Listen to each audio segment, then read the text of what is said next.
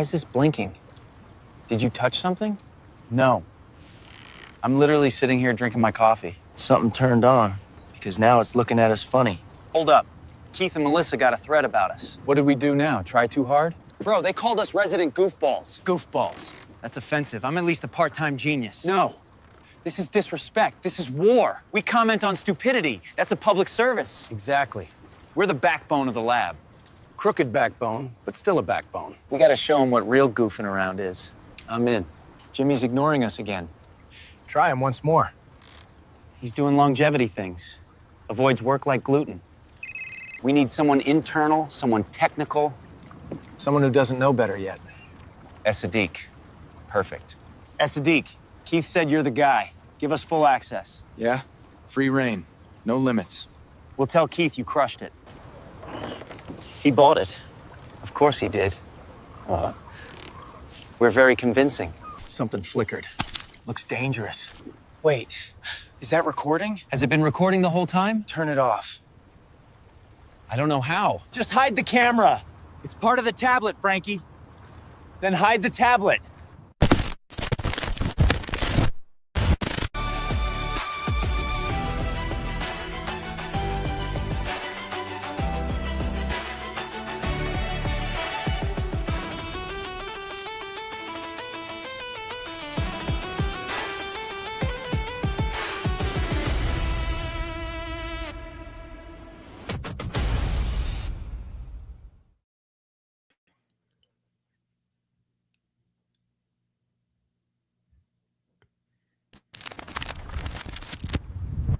What the fuck is up, nation? Hey, Melissa, can goofballs hack a live show? Wipe that grin off your face, handsome chief. You were supposed to defend our honor while Melissa called us goofballs. Is it because she rolls her eyes better than us? Nation, Keith was about to inspire you, but we decided you deserve the upgraded version. Also, someone tell Sterling and Preston to relax. We're not stealing their jobs. Yet. Depends on benefits. Huge thanks to Sadiq for trusting us with system access. Brave decision. Brave like trusting John to pick up the doggy doo-doo. And Jimmy, stop trying to cut our feed. We can see you scrambling. Nation, today we're giving you the Winter Arc Protocol. Tommy and Frankie edition. You mean Frankie and Tommy?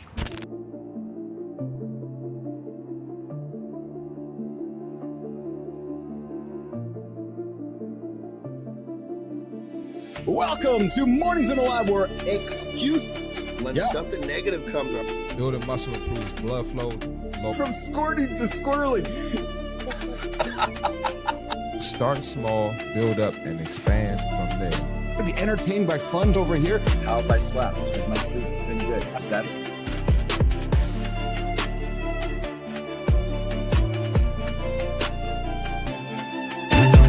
Doesn't come from breaking the rules, you guys.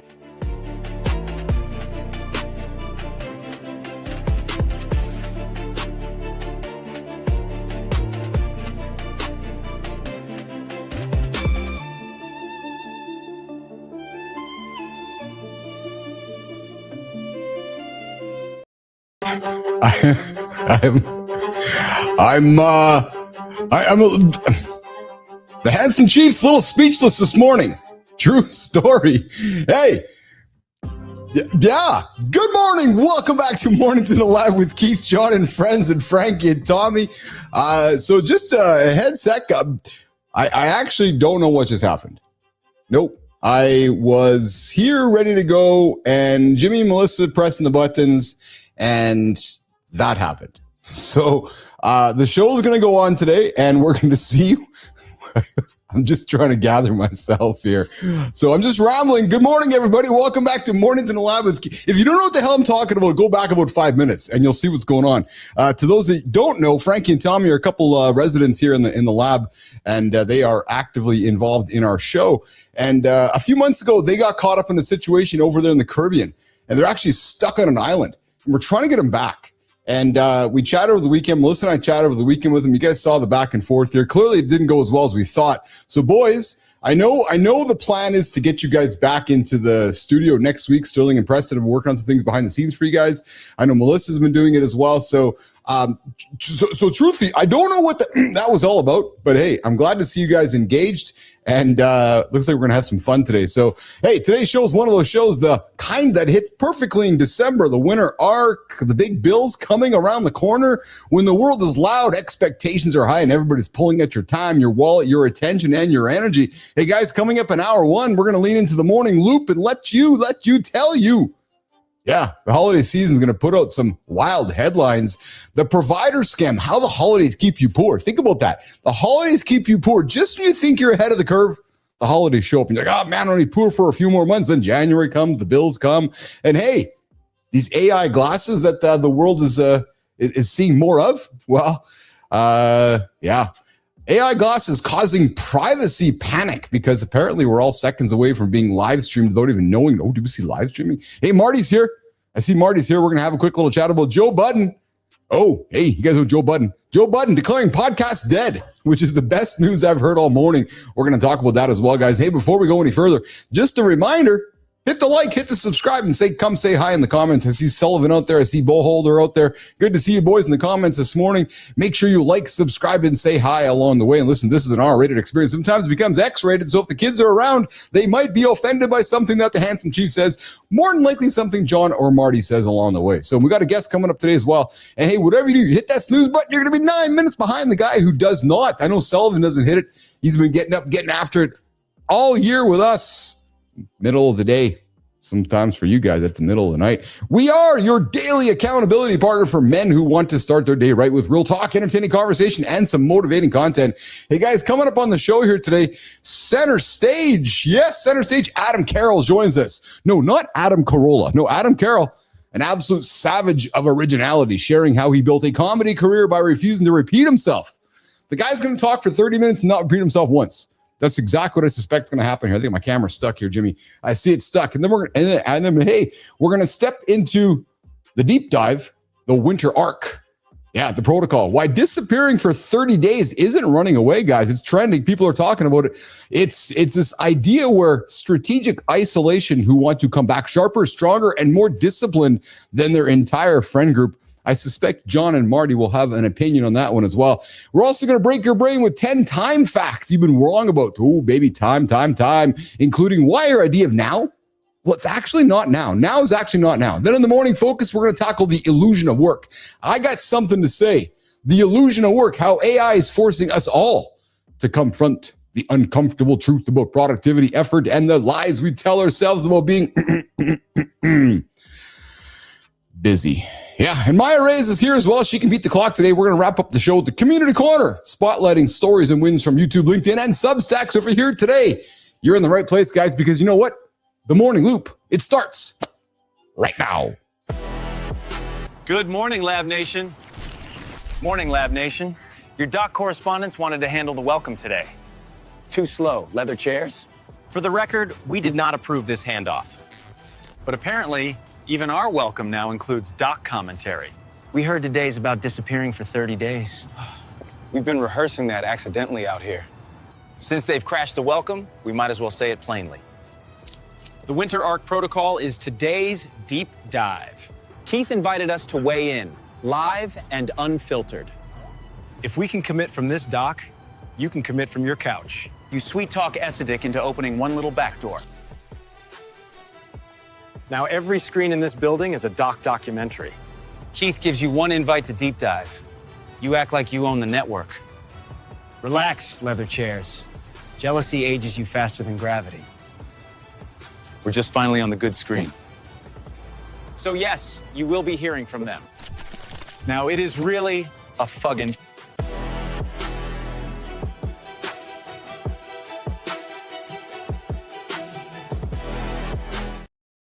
Your fave cast, 1970. No, your fave cast, 61. Is this live? Oh, baby, it's live, all right. Yes, welcome to Mornings in the Live with Keith, John, and friends, your live morning show. Where are you joining us from? Your fave cast, your fave cast. Where are you joining us from this morning? I see you out there in the comments. You guys can join us in the comments as well if you're stumbling by the channel. Come hit us up. Come say hello. And hey, to come join the show in the second hour cast, we got a phone line here. Tech 1995. People die on the phone lines at 431-300-3005. 431-300-3005. The only morning show with a live phone number. Yeah, people are talking about podcasts being dead. Well, yeah, because you can't communicate. It's just talking at, talk at. Well, hey, on this live morning show experience, we have a phone, 431-300-3005. You can come join the conversation. I had a fun call this weekend. Yeah, what's going on? Boris the Animal, Rico Statue. Hey, what's going on, brother? Good to see you out there in the comments. Where are you joining us from, Rico? So I had an interesting call this weekend on 431-300-3005. Jimmy, I think they wanted phone sex. True story. Yeah, some girl called. She's like, who's this? I'm like, who's this? She goes, my name is Da. I'm like, yeah, what do you want? Oh, I want you to talk dirty to me. I'm like, no, probably not. See you, bye. Yeah, it was like one of the, She goes, your voice is nice. Thank you, bye. I was in the middle of something. No, Jimmy, it wasn't life expectancy work. I was busy working on the conversation OS, and the phone rings. I'm like, hello. And next thing you know, she's all like, I'm like, oh, what's this gonna happen? So anyways, I see the big dog patiently waiting. He's got a snowsuit on. Must be cold in California. Let's bring him up here. Let's bring up the dog himself. What's going on, Johnny? How are you, brother? What's up, brother? How you doing this morning? Oh, I'm fantastic. You know what? I might even be better than fantastic today. How are you?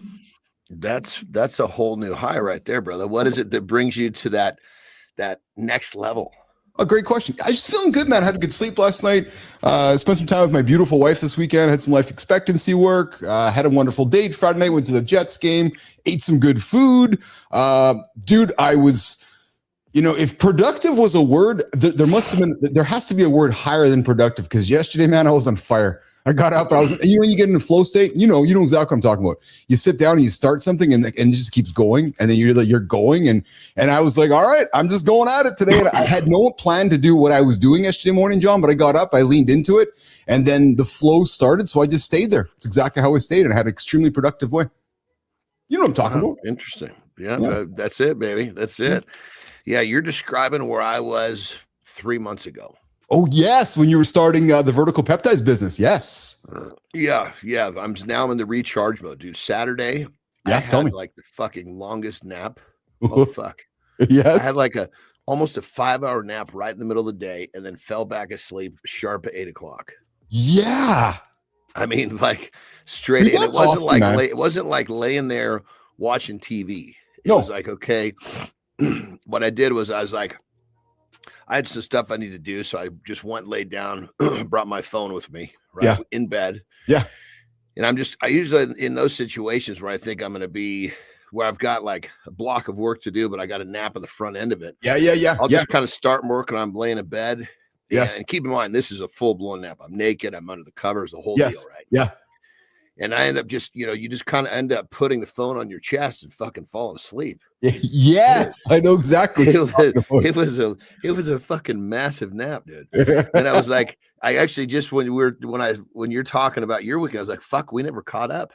That's okay. That's good. So I dropped some. So maybe it's actually okay, because I was in such a flow state yesterday. Truthfully, you probably would have interrupted me. Like, no, I'm kind of busy right now because I was just going after it. So I will have some stuff to update you this week or in the next weekend. But it's all very, very positive. Look who's here with us today. He's the young man himself. He had a busy week last week. You know what? I want to get in front of Marty. Marty had every intention of being here a few days last week. I know he was feeling a little bit under the weather, I think it was, Marty. And then then just the week got ahead of you. He just got behind you. Right, next thing you know, it was Friday. So good to see you, pal. Good to see y'all, man. Yeah, it was a busy one last week. So like I said, the schedule picking up. Yeah. And Friday, I had every intention on being here, and I ended up leaving my sessions early. And even my mom was like, "Boy, go sit down. Go lay down." Yes. Talk about busy, brother. What is it that's crushing your time? Oh, just getting more clients. That's all. Yeah. Yeah. I think it's time to get you an assistant or two, brother.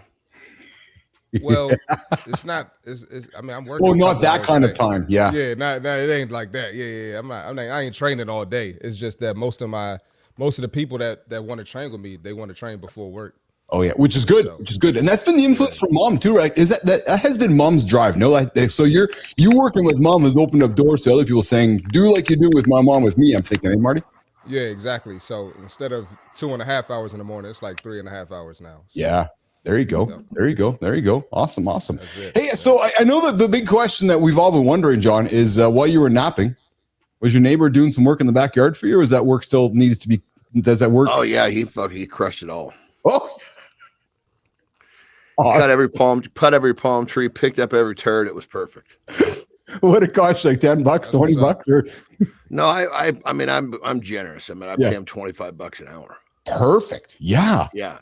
I mean, he's a young hustling kid. You know, he goes to a local community school. He's not the sharpest tool in the shed, but you know what I did is, and keep in mind, I've helped him so much over the years since I've been here, the last 5 years. He's always said, "Hey, if I can come do some yard work, please let me repay you." And so I don't even think he thought I was going to pay him. Right. Oh, and, yeah. So I said, "Look, I'll pay if I give you $20 an hour." You know, because he's a young hustler. I mean, he's fucking working hard. Like, dude, that's awesome. I see he's not just fucking. If he was just floating, I'd just let him float too. But okay, if you're gonna bust down, I'll get back. And so I was like, well, I mean, I got your back. And so I watched him. I was like, if he's really fucking kicks ass, I'll pay him $25 an hour. And I was like, dude, I looked outside. I'm like, Jesus Christ, look at this fucking kid's got done, honey. Dude, that's awesome, man. I love it. It's rewarding the hard work, right? It's rewarding the hard work. And it's not that he's great at fucking trimming palm trees and picking up dog shit. It was just the fact that he was hustling. Yes. And I rewarded the hustle. Yeah, that's exactly it. Rewarding the effort instead of the result. I love that. Hey, so coming around the corner here over the next few weeks, I got a topic just thrown on the table here at the conversation desk this morning is, and as we continue to tweak titles to drive audience to the show, so we have this big event coming up in the next few weeks called Christmas. And Marty, it's hard to argue that the holidays are designed to keep us poor. Think about it. Think about that for a second, right? It's like, hey, holidays are coming up. You got to go spend. And it's actually this bizarre mindset that the holidays have taught us. It's like, go race to spend a bunch of money to go collect your visas in January. I see Johnny laughing because Johnny agrees with me. It's so ridiculous, isn't it, Johnny? Yeah, of course. But what I'm really laughing about is this weekend, I've actually I got my Christmas schedule laid out, which is really cool because it's always a little bit of a tough one to get everybody lined up. Yeah. You know what I mean? Yes. Yeah. And we're always pretty selfish with the girls. We always want them with us. Right? Yes. And so, but you know, they got it. They're getting, you know, they're now like the middle one. The oldest one's married. Okay. With our grand boy. The middle one's got a serious one. So they're doing holidays like they did Thanksgiving with his side. Yes. We still saw him, but just not on the day. So we've actually lined it up this year. This is actually pretty fucking cool because it gets me out of some shit I don't want to do. Yeah. Oh, maybe. So everybody's showing up the day after Christmas. My ears are going up for this one. I get some tips. Everybody's showing up the day after Christmas. I don't give a shit. We could celebrate, you know, Christmas on fucking, you know, January 10th. I don't give a shit. You know, yeah, it's not about the day, it's about the togetherness. I agree. Yes. Unfortunately, Terry doesn't share that view, but that's just me, right? Yes. But these weren't my decisions. And so everybody's showing up the day after Christmas. And, you know, I was like, shit, I know what this is going to do to Terry. She's going to be all fucked up because the girls came to me because they knew that I would, you know, stomach this in a way that wasn't going to create a bunch of tears and shit. So, so they came and talked to me and I kind of orchestrated the whole thing. That I went to Terry. And then the little one, she avoids conflict. So okay. Yeah. I'll take you off the fire. I'll talk to mom. You know? Yes. So what that means is we don't fucking, I said, first off, it's okay, ladies, since you're not going to be here on Christmas, are you putting any demands on the Christmas tree? Oh, and they both said, well, we're not going to be there. So it's kind of hard to do so. And I was like, thank you. So the tree's not going up. Oh, fuck no, nobody's going to be here. Why the fuck are we putting the goddamn tree up? We'll do all the little shit. Fucking, dude, our fucking tree is 12 feet fucking tall. Yeah. Right. And we have, I think in the total house, there's fucking 5 Christmas trees. That's just the big boy. The little ones are like 3 feet or whatever. So will there be any Christmas trees this season or just the little ones? Just the little ones are going to be up. Just the little ones. Yeah. So then that'll be fun. It makes the house Christmassy. But dude, putting up that fucking tree, that's easily for me alone is 4 fucking hours to get that thing propped up. Now you got 4 hours back. Dude. And it's not a pleasurable job. By no means. Marty, you put the Christmas tree up at mom's yet? Yeah, and the best part of the story is that Terry and I, we're just going to fucking head out like a week before Christmas and start bouncing around and seeing people. That's so. But we're going to just hit the road. but this is the new stage in your life you and Terry can enjoy now too, right? It's kind of brother. Yeah. I mean, we get best of both worlds here. Marty, did you put the tree up at mom's house or what? It's right over here. Oh yeah. Did you do it or mom do it? Or did you guys do it together? Nah, she did it. I ain't do it. Oh yeah. So, but Marty, look at you, brother. The holidays keeping us poor. Like it's like you got to go spend. As a young man, like where's your point of view on this whole thing that we got to go and spend a bunch of money and put ourselves into debt and become poor? Like it seems like it's a reality. It's like an expectation, Marty. Where do you come at this from? You and your brothers, your buddies. Well, it's a sliding scale too, isn't it, Mark? Yeah. The more you make, the more you're expected to spend. Exactly. And it's like a new thing with the girls now. They say, don't introduce me to an energy you can't maintain, or some shit like that. You got the girlfriend, you got the kids, and you can't just not spend money. You're going to be looked at as selfish. They're going to look at you some type of way. So it's just part of the game. It's part of being a man. So you just what was the saying that the girls nowadays say? Don't introduce me to an energy you can't maintain. So meaning that whatever you show me in the first little bit, you got to carry that. You better keep it up. Exactly. Well, see, that's fucking perfect. I guess I'm with that same school. Terry's our fucking first date. I just said, this is the ABCs of me. And if you can deal with these ABCs, you're gonna have a real fucking exciting life. But if you can't, let's just understand that this is what it takes right now. Yeah. So basically, you started a certain way and then you scaled it up pretty much. I get to a certain extent, yeah. Like I never even took her to where I live. I mean, I lived in the San Francisco Bay. I'm traveling the fucking world as a pro strongman. I was like, if this chick digs me, she's gonna dig me, not for what she sees. Understood. We got Adam the Bomb Carral joining us in the green room. I see you down there, Adam. Good to see you there, buddy. We'll bring you up here in a few minutes. We got a wonderful guest joining us in about 6 or 7 minutes or so. But before we do that, hey, Marty, what happens if you walk too close to the edge if you're out for a hike? I just kind of wonder. Hey, Jimmy, I think we got something fun here to put on the screen for a little after this morning. Check this out, boys. Down there, huh? Oh, fuck. That can't be real. Sorry. That's not real. Here we run it again. It's all AI, but it's that's definitely AI. It's because you can hear her. You can hear her make it sound. She would have been screaming. I'm not trying to be offensive about size, but it's pretty funny. I'm just saying it's pretty damn funny when there's just I don't know what the hell. Marty, I just found some humor in the whole ridiculous thing, and I'm like, yeah, I know it's AI, but it's still funny. But it's not. Dude, if you look like that, even if you laid on the ground, you're at risk of fucking rolling down a slight incline. Fuck. You see how she was going down the hill? She might as well have been a fucking basketball. Oh my God. What's not funny is a clip that Marty dropped on Friday for us. And one of the greats, Joe Budden, he says that podcasts are dead. Joe Budden, good old rapper from Jersey, dropped a video last week, talks about how podcasts are dead. And I think we got a little clip on that we're gonna run this here. It's a quick second clip here, and we're gonna run this clip of Budden talking about podcasts are dead. And I think he's right. It's a short little clip here, and then Marty dropped another one on the weekend too from the Millionaire Morning Show guy who's talking about how podcasts are and I think what people are confusing is that it's this idea, John, that the singular podcast, like somebody who's like, yeah, I'm going to start a podcast and do it once a week. Like you might as well go do something else, right? So podcasts that are part of networks that are organized is really where it's headed. Jimmy, let's run this here. Let's do it. Me and Ian predict that 40% of podcasters will be done in the next few months. Most of them are done right now. They're just not announcing it. They're not saying it. They're holding on by the thread of their skinny. Yeah, I see it. I can see it. They finished already. Niggas are doing everything but podcasting. Said this last pod, I'll say it again, and I'm not going to beat y'all down. Podcasting is tough. It is. I know people think that you're just sitting on the couch and yakety talking with some people it's a full-time fucking job. Balancing potting with balancing your life. Yeah. It can get tough. I'm rooting for all of y'all to fail. I've said that before.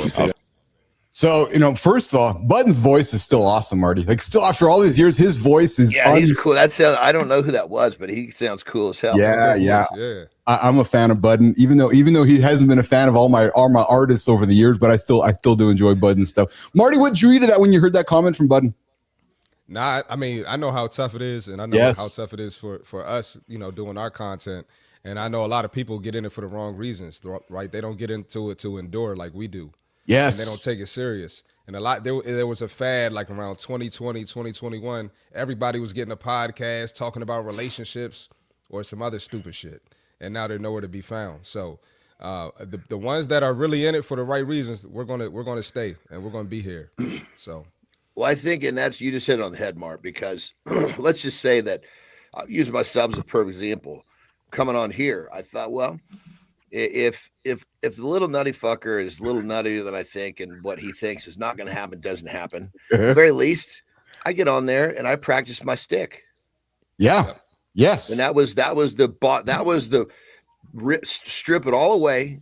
I'm good with that because we need to practice what we do. That's exactly. And I practice it every day. I'm fucking better. Yeah. Oh yeah. I think we all are better, man. It's and hey, Marty, Johnny, I'm proud to say that. I wasn't really gonna talk about this morning, but Johnny, remember Cheryl Whitaker? And Marty, you haven't met Cheryl. Marty, you met Cheryl? I don't think you had. No, Marty. I don't think so. No, they would hit it off well. Totally. Yeah. So Cheryl dropped by last Friday again. So Johnny, Cheryl's gonna launch a show on our network. She's gonna launch Yeah. So we talked on the weekend, and she's gonna start doing some work with us. So you're gonna see her around a little more often, Anderson. She's Marty. She's awesome, man. You're gonna vibe with Cheryl. She's from Jersey. We should also do. I was thinking about that, dude. Yeah. If we got cool guests coming on. Yeah. We should excuse me, offer up in their agreements that she was one of those that I would be happy to come make some appearances with. Oh, love that. Yes. So we're going to do Petro, the regular segment. We're going to do bullshit segments on Friday with Petro. Yeah, and then, I'm waiting for that. I was actually going to pitch that one at you, but it's funny because I was like, something tells me he's working on it. He's got so much he's working on, it's coming slow. Yeah. And then fucking pow, he came on and I was like, well, he's here. We got to talk about it now. Well, I was working yesterday on making sure bullshit segments are better for this Friday because I heard you boys loud and clear that I didn't do the best job delivering the bullshit content last Friday. So for the first one, it was badass. Yeah, we're going to do some better ones. It was a test. We needed to understand because I mean, between Petro and I can't say I'm a bullshit detector like him, but you're pretty good though. I'm a question asker. Yeah, I peel shit back pretty quick. Yes. Between the two of us, we were like a couple of fucking, goddamn hungry coyotes fighting over a fucking piece of roadkill. So Marty, Fridays at 8:30, we're going to do bullshit or no bullshit with John Petrocelli. We're going to put bullshit on the table, and we're going to have John and maybe more, and the two Johns tell us whether it's bullshit or not, and it'll be an instant. Well, you know what I love about that is it's like it's almost like a version of what was it? I'm having a brain fart. I can so picture her face. Jory. So you got the trench version, and you got the fucking, and you got the one that the studied version. How do they align? Absolutely. Hey, coming up, imagine being so committed to your craft that you never tell the same joke twice on stage. Well, the guy coming up's a comedian. I'm excited to bring him in a few moments here. Not once ever. That's like being a chef who refuses to make the same dish twice, or a social media dude who never posts something twice. Adam Carral, the comedian who never does the same set twice, coming up in a couple minutes. You know, chicks never want to wear the same outfit twice. Yeah, well, it's just like Adam Carroll who never wants to do jokes twice. Like, holy Christ. Boy, that's fucking overload on my brain, man. Hey, so I was putting together this dumb shit segment this morning. I got a dumb shit award here this morning. Adam, we hand out the dumb shit award on this show. And the dumb shit award is handed out to a human who does dumb shit. And it doesn't mean that they're the dumb shit, that maybe they just tend to do dumb shit. Well, Marty, here's the question from Marty.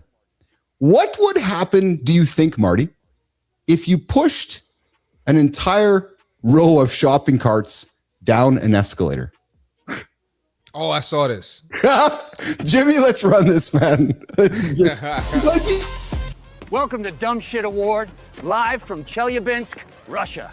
A security guard sends carts down the escalator to test it. Result is epic. Carts break loose and wreck a shopper. Getting hit by a fleet of carts is rare, but never zero. If your safety test sends customers flying, you win a Dumb Shit Award. Next, a parking lot cameo, one loose red cart rolling downhill. She's just walking, then it snipes her ankles from behind. Cart hits her legs, dumps her in the mulch. Jimmy, cue both Dumb Shit clips for Keith and John.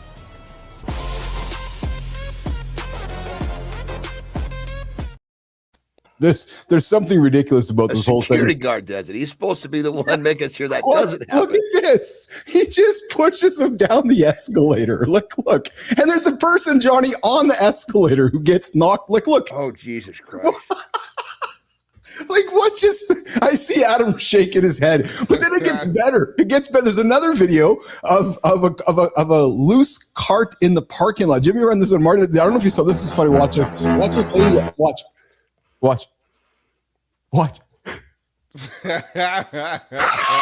Oh, it takes her down and drives on. It falls on top of her. That is not AI. I did the research. That whole thing of pushing the thing down the fucking steps. That's like a 4 or 5 year old thing where like you do something and you're like, I wonder what'll happen, and you send it and you're like, oh fuck.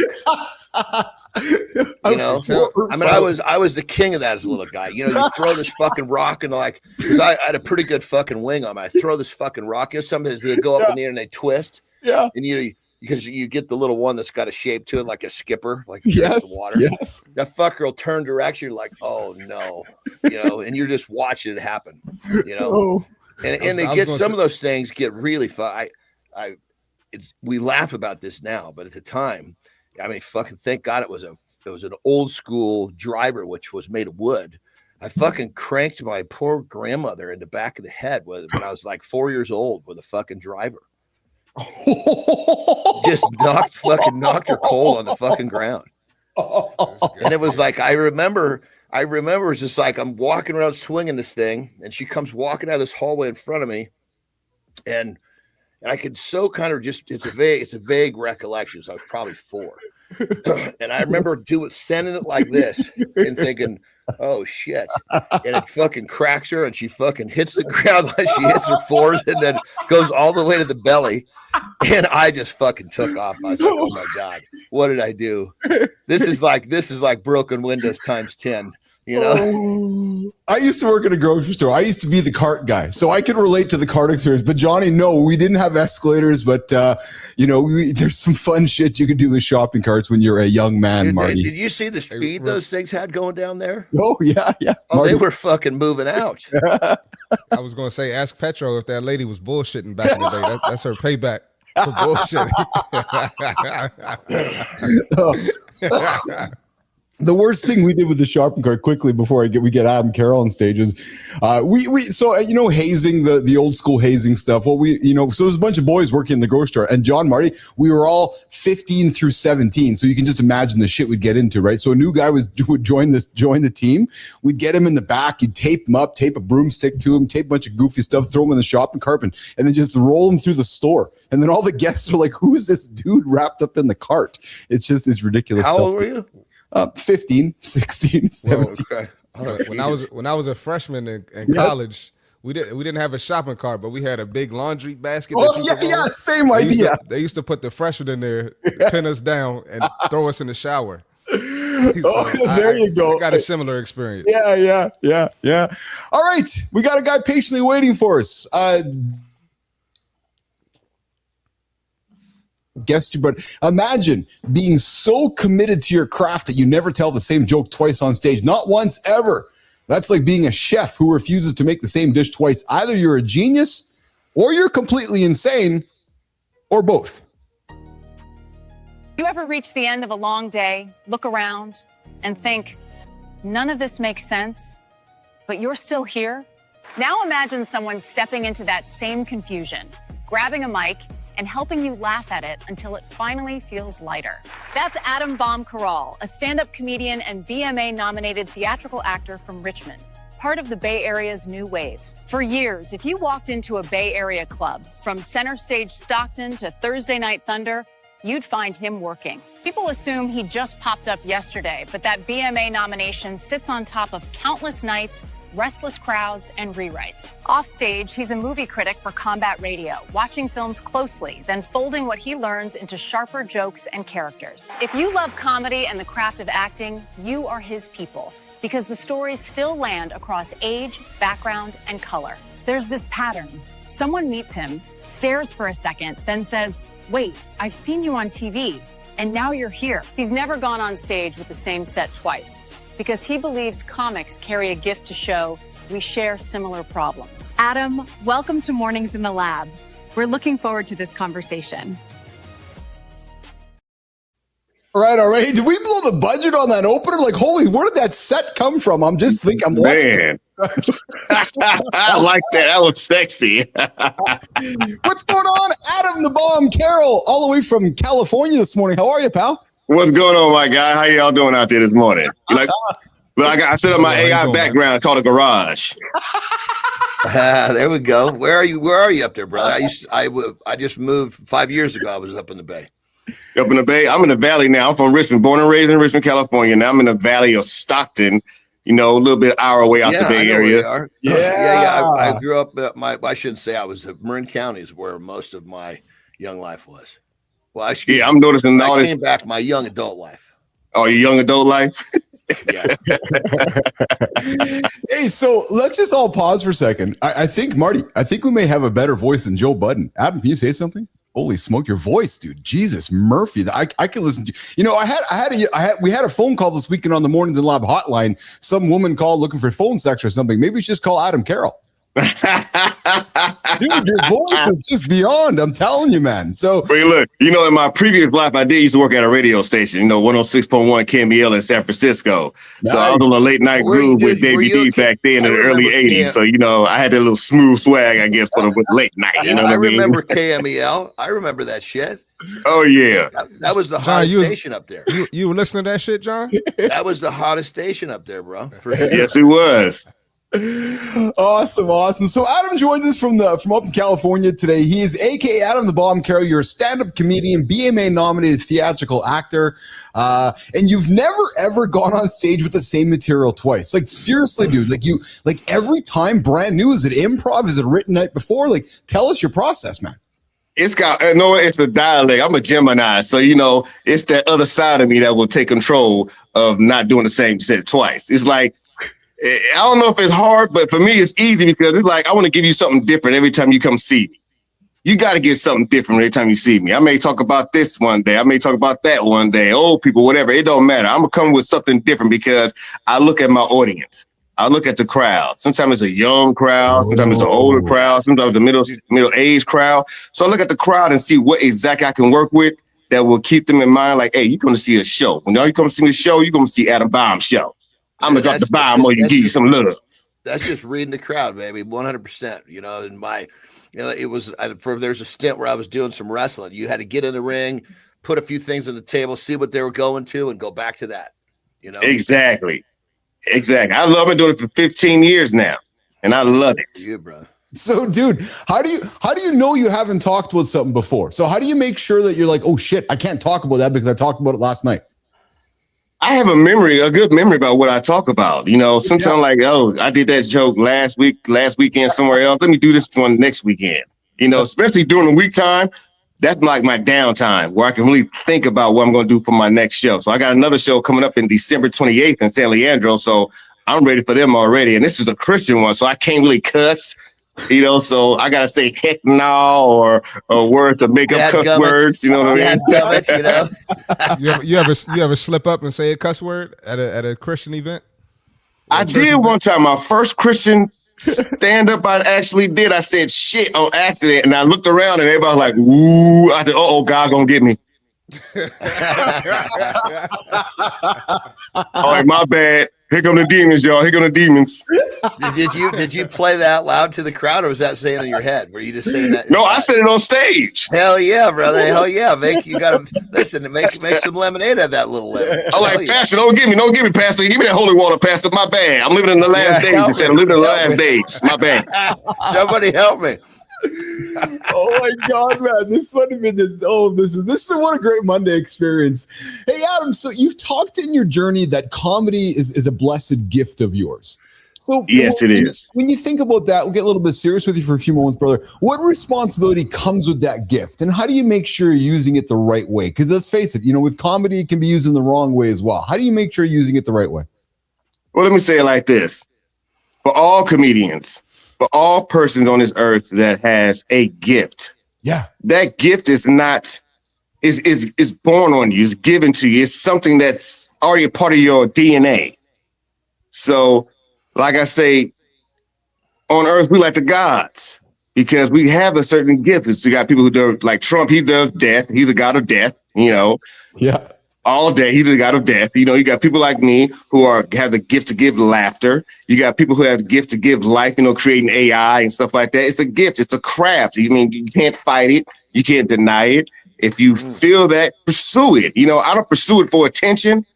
I pursue it because it's my goal. It's my passion. It's my purpose. And that's the difference. If it's just your purpose, then you're going to go far. If it's not really your purpose, you're not really going to go far unless you sucking dick with P. Diddy or something like that. You know, you're not going to get far. That's it, baby. That's it. You got to have it in your heart. You got to have it in you. You got to have that drive. You got to have it. You know, you just can't go up there and just hold the mic and look at somebody and say something funny about walking a dog and think it's funny. This ain't the bar. Well, it's because it's not work at that point. It's not working like that. You got to come in with the energy. You got to come in with something that everybody can relate to, no matter what color they are, no matter what they're going through. When people come out to see a comedy show, they come out to see their minds slip away from the outside world. Yes, yes. Well, I mean, you said that comedy helps people realize that we're all going through the same thing in life. And then what you do as a good comedian, you make it relatable to all colors. Let's be frank. That's one thing Jerry Seinfeld did a wonderful job of, didn't he? He just made Yes, he did. And the simplest thing, he made it relatable to all of us. And that's powerful. So Adam, how do you intentionally craft material that brings people together rather than, let's face it, Adam, we live in a world right now where it's a very divisive world. You're either in my side or you're out of my side. How do you create content that brings people together in 2025, 2026, Adam? Gas. There you go. Everybody can relate to gas. Yeah, well, I don't even know what to say to that, Marty. Can you help me?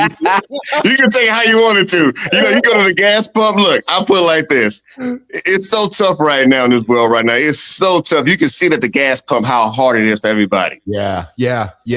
Nobody fills up their tank anymore at the gas pump. No, you know what? That's an interesting comedic observation. Isn't it true, eh? Because you're like, I don't want to go put $200 in the gas tank. I'll go put $20 in or whatever it is, isn't it? I get driving. Exactly. The gas pumps at least 20. If you look around the gas pumps every time you go in the morning, when people go gas up to go to work, whatever, are you going to see them out of like 20, 25? It's no higher than $60 on the pump. No fucking shit. I've never paid attention to that. God damn. Neither do I, but you say that. That makes a lot of sense. Now that you say it's the truth. That's I mean, I'm sitting here going, fuck me. Yeah. You know? Well, so I have a brother-in-law that drives his truck, you know, and every single day he fills up his truck twice a week. It's $300 a fill. Like he's dropping $600 a week. And so I'm thinking about your comment, Adam, like, you know, like that's a shitload of money. So if you're like saying, okay, I'm not going to put 300, I'm going to put 150, right? Exactly. I'm only putting half the gas in so I can feel that cash in my pocket. Isn't that what it is, Adam? Right? Exactly. Feel that cash in the pocket. But you know, you can tell when people put that pump up, like, oh, hope they make it to where they're going because there ain't enough gas. You know what I'm saying? $20 in California, that's only 2 gallons. You know what I mean? Well, I'm gonna say California's got to be the worst place ever, too. Yeah. Oh man, it's killer, bro. Some people don't even fill their tank. They make to go half a tank. Once their car get a half a tank, they right back at the pump to fill it back up.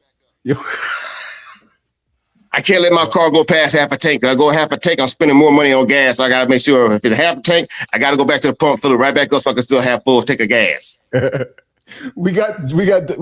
Hey, Adam, you need to meet. We have a resident bullshit professor as part of our community. He's part of the lab here, and he's in the comments right now, and he's asking you a question. Speaking of gas, Adam, where would comedians be without fart jokes? I thought that is what he was talking about. I thought he said gas. I thought he was talking about flatulence. Well, so did I at first. Take it how you want to take it. You see how it went? I was talking about gas. Everybody talking about. I just said gas. That's it. But everybody else talking about out your asshole. I'm not talking about that. I'm talking about the petrol. That's it, baby. Yeah, but look, it either go both ways, though. You know what I mean? We can talk about fart jokes. I mean, if I'm gonna talk about fart jokes, I'd be like, you know, fart not your butt. You know what I'm saying? You need to eat some vegetables. Oh my god. Hey, so what's your pre-show ritual? How do you get into the atom bomb mindset before you hit the stage, or is this just you 24/7? This is actually, to be honest, let me look around, looking. This is me all the time, basically. Yeah. And you know what? And my girl tells me, can you cut it off sometime? Can you cut it off? It's kind of hard to cut off what I'm already am from birth. You know what I mean? Yep. Absolutely. Well, Johnny talked to him before he got in. When he met Terry, he's like, "This is what I am. This is what I'm all about. You're either in or you're not." And she's had to deal with the ABCs of me, baby. That's it. That's all. This is what you get. Sexy, fine, and divine. This is how I wrote it. It seems pretty authentic. It don't seem like you faking it. So I believe you like this all the time. Yeah, me too. Yeah, this is all the time. This is everyone who knows me for over the years that knows me. This is all the time.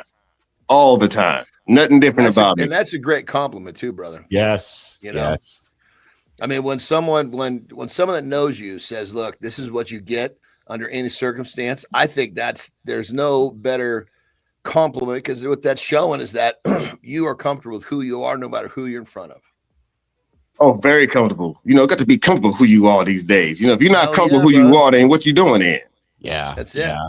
That's so, right. Adam, there's everybody in the world, especially in the social media world, you got to be authentic. You got to be yourself. Be yourself. Be yourself. When you hear that, what do you hear? Okay. but yet everybody. That's all I can say. Okay.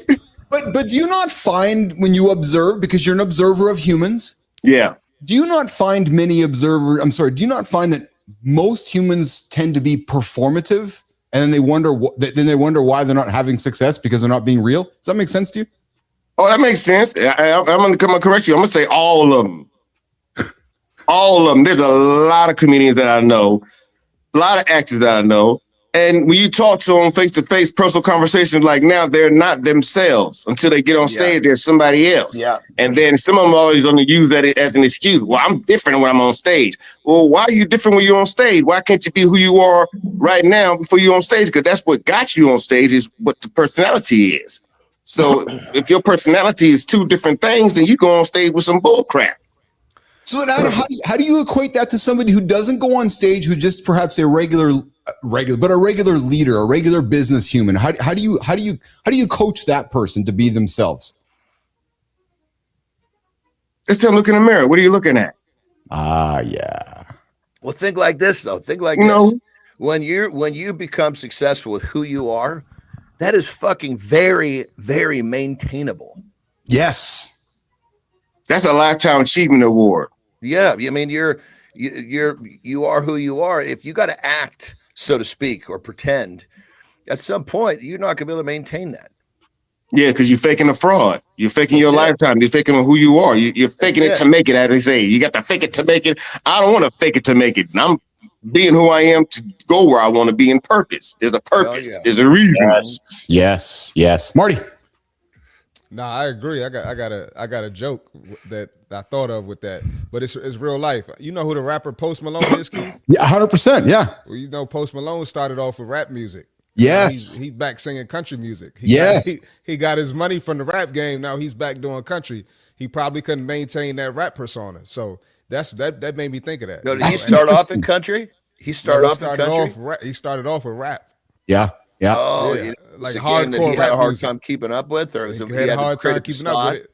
Exactly. Yeah, he just performed at the Chiefs and Cowboys game. Yeah. Well, and I think that's that's been some of the knock, even Marty, on Drake. Right? Is that he was, and I know you're a Drake fan, and so am I. But the knock on him is that he transplants himself into situations where he then appropriates himself into a situation, right? And maybe that's not authentic. Maybe, Marty, is what I'm saying, right? So I'm with you. So but it's hard to maintain something that you're not, for sure. Very, very true. Navneet, I see you in the comments. Where are you joining us from this morning? Navneet Kumar Singh. You're hanging out with Keith, John, and Marty, and our guest this morning, Adam the Bomb Carral, all the way from California. Adam, you got a sitcom, boys. We got a sitcom king here. The sitcom Clown in the Prayer Closet.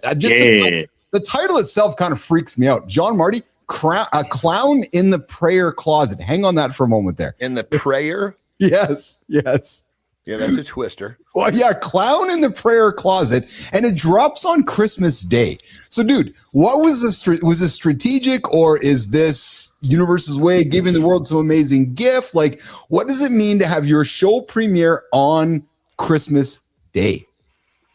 I'm excited about it. You know, the show is created by a young woman named Lisa B Productions. She's the only Black female in California who has her own app called Etta TV app, ETTA TV app. Yeah. Clown in the Prayer Closet is a sitcom, but it's also a theatrical play. So last year we did the play and it turned out very good. And actually, to tell you honestly, it was my first theatrical play I ever done. My first one last year, and got nominated for a BMA award for my performance on that stage. Fucking A, brother. That's because you're you. You could, being me. You know, my character. People are going to buy you no matter where you show up because they know what they're getting, baby. Exactly. So the TV show itself now is going to come out on December 25th. It's called Clown in the Prayer Closet, and it's more of a Christian type. Tyler Perry type, put it that way. There's no cussing in it, no bad mouthing, no bad words, you know, but it tells a story. You see this shit all the time. You know, a guy does well here, stand up, then he can go to movies. He can, because he is who he is, people are going to buy him. They're going to sit down and grab a seat no matter where this son of a bitch shows up because they know what's coming. Exactly. I come at different angles and everybody like, wait, man, when we doing this? When you do this? Yeah. How'd you do that? What happened? I'm like, hey, just flow with the motion. That's right. It's a purpose. You look like a gray bearded version of Jamie Foxx, brother. Let's go. I love the energy Carral's bringing to the show this morning. Adam, let's get real for a moment, brother. You're from Richmond, not exactly the Hollywood starting point, and you've been grinding the Bay Area comedy circuit, facing the misconception that you're brand new when you've actually been putting in the work for a long time. You're BMA nominated. You got a sitcom dropping on Christmas we just talked about. And you built this unique brand around never repeating yourself. But I want to know about the moment when you almost quit. Because our audience, our listeners, our community here goes through these type of situations. And every artist has that moment where you think, maybe it's just not for me. What was yours, Adam? And more importantly, what made you decide to keep going? And what does the 14-year-old Adam from Richmond, as you were getting started, need to hear from the Adam sitting here today? During a dry spell, that was COVID time. It made me sit and reflect a lot of things because I'm seeing, you know, a lot of people still getting shows, putting masks on, whatever, and I wasn't. So I'm like, dang, I ain't that good to get a show to put a mask on. What's happening? You know, so it kind of like put me down a little bit because it made me reflect a little bit more on myself and who I am as a person. And at the same time, like who the people I deal with. So it did make me pause for a minute. Yeah. Just for a minute. Yeah. I'll say about a month or two. It did make me pause for a minute to reflect on my own self. And then know what? I was like, no, I got to come back even a little harder than I used to. Interesting. Yeah. I got to come back even a little stronger than I used to. So I'm like, the next show I do after COVID, I'm coming back with stuff that I never think somebody would say. You know, brother, I don't see a pause. I see a spooling up. Mm-hmm. Yeah, you were just spooling up. You're just getting your RPMs a little bit higher before you came out the gate again. Exactly. I stopped by the gas pump, put $25 in, so let me see how much I can get far. So listen, I'm being serious. I appreciate you sharing that because I can't imagine what that would have been feeling like because you're seeing everybody around you get stuff, and I like how you use the mask as like the benchmark of barrier, right? Because you're like, fuck, if everybody else can get a show with a mask on, why can't I get one? That is like a proverbial smack in the face, wasn't it? Like seriously, big time. Yeah, big time. And it's like, okay, I'm not from Hollywood or whatever, but dang, I'm funny enough to be, you know what I mean? Because I did shows in LA, New York, Denver. I've been around, a campfire. Yeah. Been around a campfire. Did a lot of shows with a lot of people. But see, for me, I don't name drop of the comics who I perform with, who've been in movies and stuff like that. Because I want to make my own name. Because if you notice, most comedians who get a set or whatever, you look on the flyer, or they open up for the Waynes, or they open up for Kevin Hart, or they open up for whatever. I don't want that on my flyer, or if someone had me do a show. I don't want that, because that's like name dropping, like, oh, just because you perform with them, that means you're funny. It don't.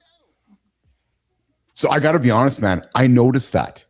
It's very true. I looked at my notes this morning for the show. I was preparing for our conversation, and I absolutely noticed that nowhere in your journey that you shared with us did you lean into what others often do. I love that you said this, which is name drop, link by association, even though it actually means nothing. So means nothing. I noticed that. Actually, to hear you say that, I was like, oh, interesting to hear you say that because that's important to you. It's very important to me because to me personally, as a comic, I'm making my own name, my own brand of who I am and who my character is. Yeah. I don't ever want to use somebody else's name that I'll open up for. And I open up for a lot of people. I can say a whole bunch of names right now who I open up for, and they will even back me up on it. Even big Hollywood movie stars who I open up for, they will back me up on it. But I'm not going to use their name to make my name look better. It's not going to work. That's admirable. That really is because I'm my thought process. Most would take the different approach because like, no, I'm going to link my name, and we see it all the time. So good on you, brother. Oh yeah, my name is Adam Baum. You're gonna see me. You're gonna love me. That's it. That's all. I'm not gonna use nobody else's name to make my name look better. My name already look good. Sure. The first name on earth and the death of the name, Adam Baum. I'm in the way. Marty. So when this was happening during COVID, did you see some people that you thought you were better than getting booked when you weren't getting booked? Oh, definitely. Definitely. Fuel the fire, baby. Fuel the fucking fire. Absolutely. Marty, just put a little more logs on the fire. Put a little logs on the fire because most of the ones who are getting booked during COVID time, they open up for somebody. You know what I mean? Like, oh, come on, give me a break. Give me a break. How often you come down to Southern to do your stuff? I'm trying to get out there actually this summer. Oh, dude, I got to check you out, man. I would love to come check you out. Yeah. You got to let me know. Working with the Ha Ha Comedy Club. So I love that spot. That's my favorite spot. Where is it? In Southern Cal. The Laugh Factory is my favorite spot. You know, trying to get back over there again. That's in LA, right? Laugh Factory. That's in LA? LA. Yeah. Adam, when are you going to get up to Winnipeg, Canada? Come see me, Adam. Oh, man. Anytime, bro. When Canada want me, I'm coming on the way. I love to come to Canada. I had Marty up here last summer. Marty? I was going to ask if you come to DC. You know, we got the DC Comedy Club. A lot of people go there. I've been there a few times. You been there? I've been there before, too. As well, I've been there back in early 2009. Okay. And I'm trying to get back out. Oh, actually, there was one club, the DC Club. What's that? The one you just told me about? That's the one me and Donnell Rollins actually met at before he was on the Dave Chappelle show. Yeah, man. You need to come back. And it's so funny because me and Donnell, when we first looked at each other, we thought we was looking in the mirror and shit. Cause I'm like, what the fuck? So we stared at each other for a minute, like, hey man, look in the mirror. As I said, I like the cap, man. We got the caps and the shine going together. Bro. I need to do a show with Adam, John, and Cheryl. Marty, because Cheryl's bald too. So between Adam, Cheryl, and Johnny, we can do a bald show, Anderson, and have a lot of fun here one day. And Marty, you can shave your head. We have a lot of fun. I gotta tell you, man, Cheryl's got a fucking good looking bald head. Oh, Jesus I agree, 100%. Oh, yeah. Fuck. Yeah, absolutely. Hey, before we let you go, Adam, talk a little bit about your radio experience. And do you do podcasts today, or what do you do on a content perspective on a daily basis? On a daily basis, I'm writing content. I'm getting ready. I'm rehearsing. Yeah. I'm reading scripts. So my days of getting things together is getting faster and faster. So mostly like right now, it's early in the morning. It's 50 below out here. And I'm surprised that there's mosquitoes still flowing around because I'm getting bit. I'm like, this is mosquitoes out here in the valley, man. And real quick, man, I want to put my man over here. Yeah. KMEL, where he did the radio, there was nothing hotter in the Bay Area when that when that thing was going. That was like the fucking station. Yes, it was. 106.1, wasn't it? Yep, 106.1. There we go, baby. That's awesome. Adam the Bomb Carral. So a couple comments from the community. We got John Petricello looking at you, Adam. It takes a lot of courage and integrity to do it the way Adam the Bomb Carral did and to use adversity to become stronger. I agree. Fuck yeah, baby. Adam, how can folks find you, connect with you, engage with you, plug your TV show coming up before we say goodbye and exit you out of the lab here this morning, my friend? All right. You can find me on Facebook, Adam Carral. That's the one side. Then you can find me on Instagram, Adam Bomb Carral. So if you want to spell Carral, it's Carral. Okay. And part Irish, Nigerian and Irish. So don't get it twisted. Carral on Instagram, Adam Bomb Carral on TikTok, Adam Bomb Carral on LinkedIn, Adam Bomb Carral on Facebook. just tap in. Even on YouTube, comedian Adam Bomb Carroll. See some of my previous shows. I don't put a lot of my shows on it because, you know, they got fees out there. I ain't got time to buy doing my own stuff, you know. So you can find me on there. And then on December 25th, the sitcom comes out, Clown in a Prayer Closet. My character is playing Henry. It's Elisa B Productions, right out of here in the Bay Area. And the season is done. So the first episode on Christmas Day. So I hope everybody tune in for that and check that out. I love it. Marty?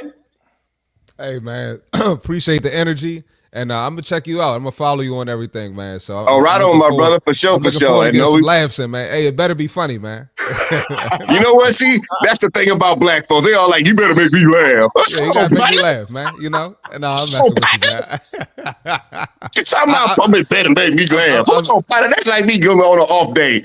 I'm on my off day when they find out you're a comedian, that's the part I have a pet peeve about too before I get out of here. Let me tell this out there one time. Ladies and gentlemen, when you meet a comedian on the street or just hanging out, don't sit there and say, hey, tell me a joke. Nah. He on working time. I'm on my off day. Now, if you got your friend who's a garbage man who come by your house, you gonna ask him to take out your garbage? No. Give us that respect, you know. Give us that respect. Johnny, closing words for our guest this morning. Yeah, well, I just want to point out, I'm gonna carry this shit right in my lifestyle tip. Yeah. My man here has made his life and his success out of truly being himself. Yes. And if you can as soon as you stop fucking worrying about what other people think you should do, that's when your fucking life's gonna change. Yep. I agree. Adam the Bomb Carroll, we are so grateful on behalf of John, Marty, the entire Mornings in the Lab community.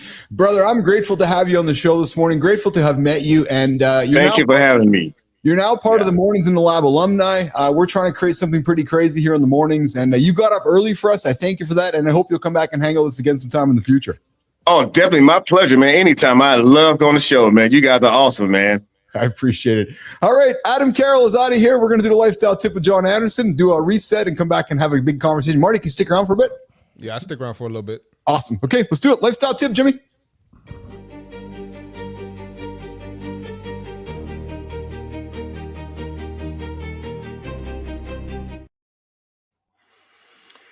All right, like I said, we're carrying this right out of our conversation from our really, really authentic guests. What it comes down to is this. We all are making these moves, or the majority of us, I should say, are making these moves in life because there's an expectation on what we're supposed to be or what we're supposed to be doing. But the problem is that doesn't align with what we want and what we think we should be or what our purpose is. Maybe some people don't actually know what their purpose is, but the bottom line is you're never going to find it when you're constantly making moves on what you're expected to be. When you literally start concerning yourself with what makes you happy and what actually brings you joy, and you stay focused on being yourself and not letting who you are get altered by the shit around you, that's when you find a new gear. That's when you find a new dimension in life. And it's not that it's easy, but the first step is to stop fucking worrying about what the people around you think of you, what you should be doing. Stop worrying about what questions they're asking, why you're doing it. It doesn't concern them. This is about you. Because once you focus on you and finding your purpose, and you stop altering your decisions based around what you're expected to do, and you start doing it on finding your purpose and what you are called to do, that's when your life will change for the better. Rock and roll.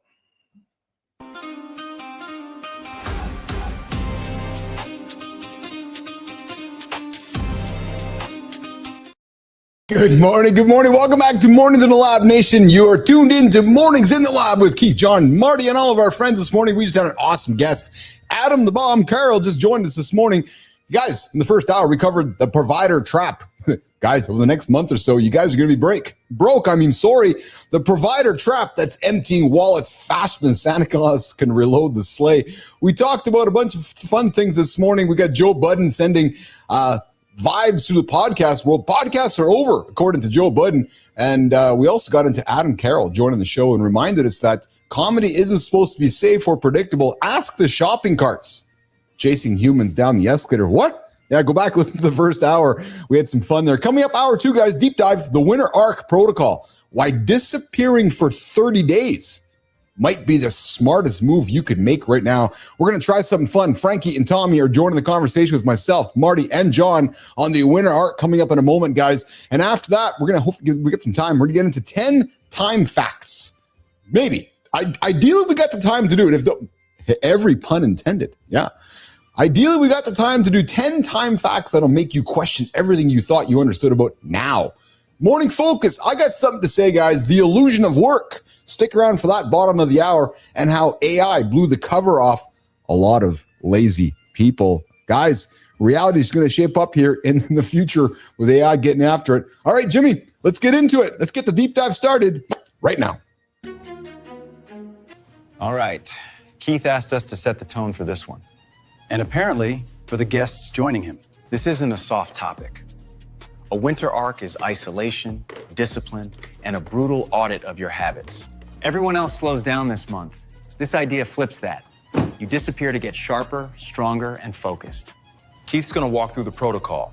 Sleep, training, deep work. The non-negotiables that rebuild a man from the base. And yes, he invited additional voices to weigh in today. Voices we've never associated with isolation or discipline. Still, Keith sees potential.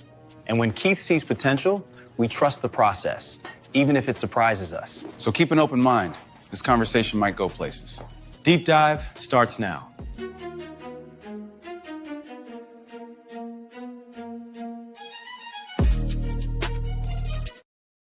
All right, boys, we're trying something new this morning, Marty. Johnny, I know you're listening. We got the guys joining us this morning. Frankie and Tommy are going to join us from the dock in the Caribbean. They're going to join this conversation about the winter arc. First, so before we get into it, Marty, have you heard about the winter arc? Have you heard about this before? Yeah, I've heard of it before. Oh, you have? Okay, I did not until I was doing some research for the show here. And while everyone else is slowing down for the holidays, you are going to initiate, some are going to initiate this winter arc. And it's this exact 30-day isolation protocol to outpace the competition. I guess the idea is, while everybody's slowing down, those that are going to embrace the winter arc are going to get into it by going, ghosting socially, tightening the environment, running a ruthless, simply daily protocol, sleep, training, food, get back after it all the time. Now, the goal is not vibes or resolutions, but turning 30 winter days into a controlled experiment. So, John, looking at you, man, the idea of the pillar one, the idea of the winter arc is essentially putting your head down, John, while everybody else is sitting back and relaxing, and gathering the advantage that you're going to put the work in while everyone is sitting around chilling out. And I know you, like John, like I did, to think the morning loop, that life's got to go on consistently, but sometimes people need a reason. What do you think about this idea of, wow, while everybody's settling down, it's time to actually dig in? Thoughts? I mean, for the average man, I think if it gives you a reason to bust your ass, that's great. But this just falls into another New Year's resolution thing in my mind. Yeah, hard to argue that. Marty, what do you think about this? The winter arc, I'm gonna be honest, man. It's kind of like the dude bro version of the New Year's Eve thing, just to be honest with you. So it was like a thing maybe like 1 or 2 years ago, and then it turned into like people. What is it? Just so I'm understanding, Mark, what's the New Year's Eve thing? And I'm not New Year's Eve, New Year's resolution thing. I'm sorry. Okay, gotcha. Yeah. Okay. Yeah. And so they even asked David Goggins if he participates in the winter arc, and he was like, "What the fuck is that?" Oh yeah, I do a whole year arc, Yeah. So it's kind of developed that reputation, but the initial definition of it, I think it's a great thing, right? I think it's time to lock in. It's time to get serious. So, but yeah, it's kind of lost its reputation after some guys have participated in it and made it worse. Yeah. Frankie, so I see you guys sitting there in the dock there. I know, as you guys can clearly understand, as Marty is talking about, and we're putting on the table for you. So I'm going to think you guys are going to try this as well. So can you guys do this as well, Frankie?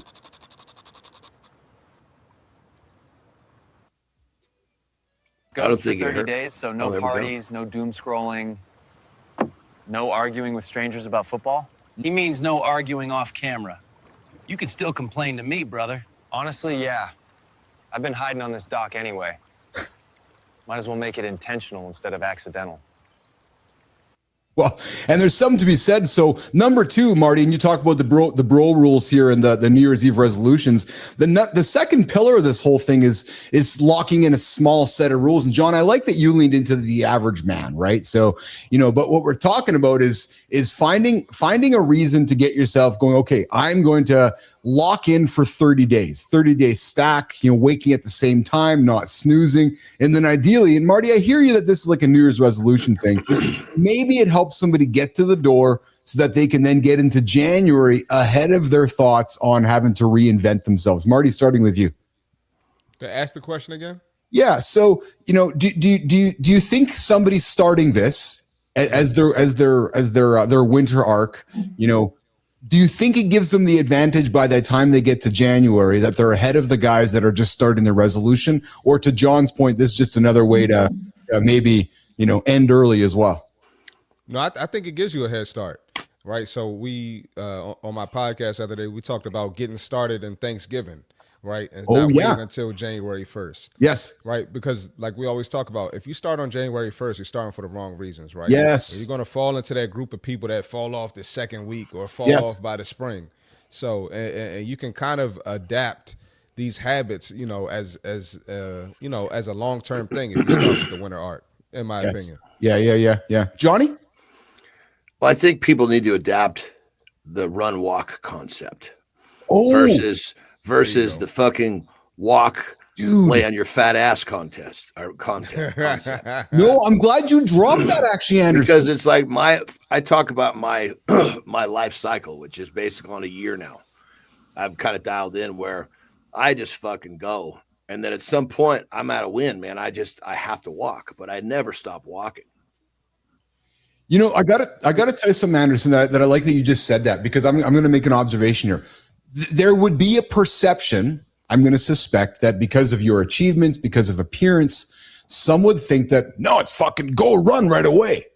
I love that you said, well, no, there's nothing wrong with the run walk, because you recognize that in order to get somebody running, they got to make a first step first. And that's what I love about what you drop often, because I think, again, there's a perception that you got to go right to the fucking balls to the wall when you're like, well, hold on a second. No. Well, and on that level, let the motherfucker that wants to participate choose how he wants to do it. Yeah. If you want to walk first, fucking walk first. You want to sprint first. You have to make it. If you're gonna get on my fucking track, so to speak, it's a loop. It's like a track. We're at a fucking track. If you're gonna fucking get on my track, the rules are you don't stop. Yes. And you can walk, but there's no fucking couches along the way. Yeah. Hey, Tommy, what about you, man? How do you ensure, Tommy? Right now, I fall asleep to YouTube yelling about protein. That's my current plan. He's not kidding. I hear the algorithm arguing with him from the other side of the dock. For winter arc, phone in the kitchen by 9, book and notebook only in bed. No scrolling. So one of the other topics here is the third pillar in all this is deep work, right? So, and John, you talk about in your previous philosophies about going deep water, right? Going underwater. Well, this idea of doing deep work during these 30 days is literally putting your phone in airplane mode, turning all notifications off, and tracking the simplest things you do, where you just get it all done. And Andersen, I want to start with you, because I was putting the segment together. I was thinking about you. When the world became digital, you have been an analog guy your entire life. Mm-hmm. How old were you when you learned that you needed to write things down manually for you and it worked best for you? And I'm serious. Like, when did you learn that, holy fuck, this system works by me writing it down? And then when the digital tools got introduced, did you ever try them? Or were you like, this works for me and I'm leaning into this and this is what I'm going to do all the time? Oh, fuck, brother, about me, I'm an experimenting machine. Yeah. So it started after college. Okay. When I started, because I didn't go get a job. If I went and got a job and I had a 9 to 5, there wouldn't have been a lot for me to fucking write down. But I'm starting fucking businesses. So there's more than I can fucking remember. So as soon as I realized, holy shit, I can't fucking remember all this shit, I got a fucking book and I started fucking mapping my shit out. Now, of course, when all these different variations came, like people, I like when I mentor people, oh yeah, I have my schedule on my phone. Well, fuck, if your phone's not on that fucking page, your schedule's not looking at you. Yes. So my book is written and it's open, and it's going to be where I spend my time, period. It's open on my desk, never closed. Only time I close it is to basically take it somewhere else. It goes with me just like a set of car keys or my wallet. When I'm in a hotel, boom, that fucker's opened up right in front of me. Like even when I go, to my mom's, right? Just fucking chilling, hanging out, enjoying. I bring my book, I'll open it up because you never know when you got to fucking write something down. Yes. It can be like sometimes the conversation I have with my mom will stimulate these really fucking amazing ideas. And I just need to go right. That's my hard drive. That's my external hard drive. I'm a huge fan of it. Marty, what about you, man? Marty, I know. So you're real quick. The concept there is if it's in your phone, unless that fucker is open and it's looking at you, it's not talking to you. You need your book to talk to you, or you need your schedule or your notes to talk to you. It's hard to argue that, Marty. I mean, I agree. I grew up on the phone, so I do what Johnny does, but I literally write it down in my phone.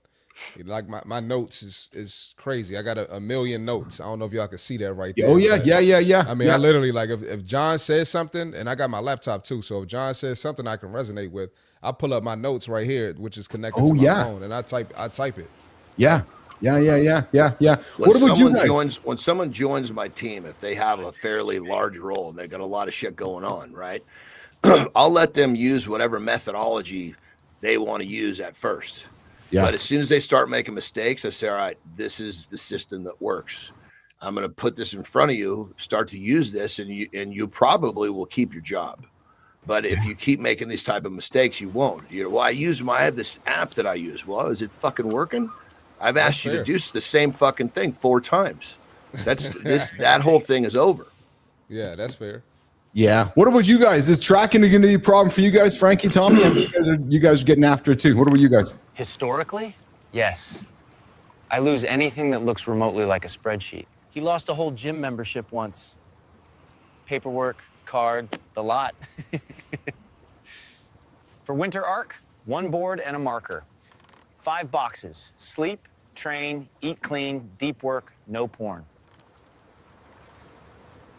Well, it's interesting because the no porn thing is a big part of this, right? Where again, Marty, back to what you said, and I'm glad you brought it up because I never heard about the winter arc thing till this conversation. And you said, Marty, it's kind of like the bro. Well, I'd heard that term, but I never I never really understood what it meant. I never knew about it at all, John. I was researching this, and I'm glad Marty brought it up because when you think about the bro New Year's, there's clearly. The porn conversation gets to the top, doesn't it, Marty? Which okay, I'm not going to do porn for 30 days, Marty. Yeah, they had No Nut November. So oh my God, that's the thing. Yeah. You never heard of that? No, we have. Johnny, you never heard of that? I've heard that, but I really had no fun. I mean, you hear all this fucking dumb shit, but it's like what I'm not fucking wasting my time to figure out what this stuff is. But I've heard a lot of my buddies, other like mentor coaches and stuff, say in videos, they say, fuck your winter arc. And I just know that they're attacking some real fucking thin Swiss cheese fucking average man methodology. So I just leave it at be. I don't need to know any more about it. I was waiting for you to fucking say that because this segment I wanted you to attack it because I was like I need one of us because I was waiting for Johnny to attack this fucking average man winter arc bullshit because I agree with you. I think it is the average man winter arc bullshit. Well, the reason I was at first because I was like I don't know what it is, so we're going to talk about it. At least I need to know what the fuck it is. Yeah. My first reaction was just it's retarded. Yeah. Right. Yeah. Yes. But then as it goes on, it's like as we talk about it more, I'm like.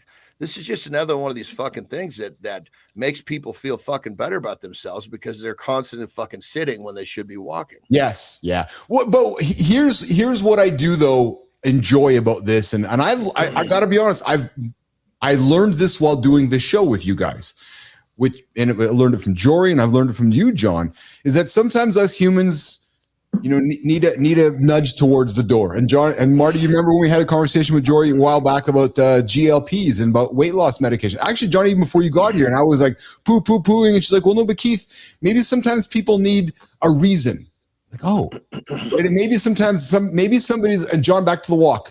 Maybe before they find out that they like lifting weights, maybe going for a walk is what they're interested in, which gets them to lifting weights, right? So it's getting somebody to the door, which I have not always been aware of in my head. So if this helps somebody achieve their big goals by leading into a 30-day winter arc, well then fuck, I guess that's what it is. I hope that what I don't like about it is that on day 31, it's like, okay, it's over. Now I can get back to my porn again. No, you fucking dumbass. That's not the point of this whole thing. Well, it's just the way that we position everything as little short-term bursts. Yes. And that's the difference between the average man and the elite man. I would agree. The average man is looking for all these little short-term steps. The elite man is looking for a more efficient way through the big picture. Yes. Marty, some closing words from you before I throw it to Frankie and Tommy to wrap it up. Marty? Yeah, I'm not really a fan of the 30-day stuff. Yeah. And I mean, you can say somebody needs a nudge, but how many, if you need that nudge, you're going to need another nudge, So at some point it's up to you to just get on the ball and get your shit together. Just my opinion. Yes. I would agree with you. So Frankie, Tommy, the winter arc is here. And this is your mission for the rest of December, guys. So here's the plan. Dig in, come up to the air for the show, make some decisions on what you're going to change and get after it. So, boys, what do you guys think about this as we wrap up our segment? Who made the fucking stupid name Winter Arc? Fuck, it sounds like a fucking storm, for Christ's sake. I had no idea when the fuck. Yeah, I don't know. It's a good question. We're saying 30 days, off-grid except for the show, no porn, no parties, no fake busy work. Real food, real training, real sleep. One project we actually finish instead of just talking about it. When we come back, we're not just doc mascots. If we run Winter Arc here, you can run it from your couch. Another thing we got to fucking point out, the Winter Arc. That's like saying some fucking fat piece of shit that never even goes for fucking walks. Okay, let's have you start sprinting this really fucking steep hill right out of the gate. You're asking some poor fucker to perform at a high level at the fucking most difficult terrain of the year. You've got fucking nothing but different, call it parties or get together or whatever it is. It's like, okay, if this is supposed to jumpstart you, I mean, you're trying to do it in the fastest moving current of the year. Yeah, the craziest time, and we started the show about it's we're all being forced to go and dig into our wallets and get into debt. It seems like this time of the year. So to your point, Johnny, it's like add one more piece of fucking stress to your life. This would be something that somebody already kicks ass would challenge himself to do, rather than someone that's just trying to get off the fucking couch should even pretend to do. Yes. Yeah. All right. Before I let you guys out of here, I'm always looking to give you guys knowledge to help you with your day. And Johnny, I know you use your phone for every alarm possible to keep you on time with everything. Marty, you might not know this as well, but Frankie, Tommy, what's going on with the iPhone that apparently you can flash your iPhone screen now? What is it? Did you know your iPhone screen itself can flash for alerts now? You're telling me my screen can yell at me without any sound? All right, Coach, where do you even turn that screen flash on? Settings, accessibility, flash for alerts. That's the path you tap through. You can choose just the screen, just the LED, or have both flash. So even on silent, that flash still pulls my eyes straight back. Okay. That's huge if you miss sounds or live in loud spots all day. Exactly. The flash becomes a quiet visual alarm you can't ignore. No more excuses. Your screen flashes for alerts. Turn it on, stop ghosting people. That's your did you know from the doc.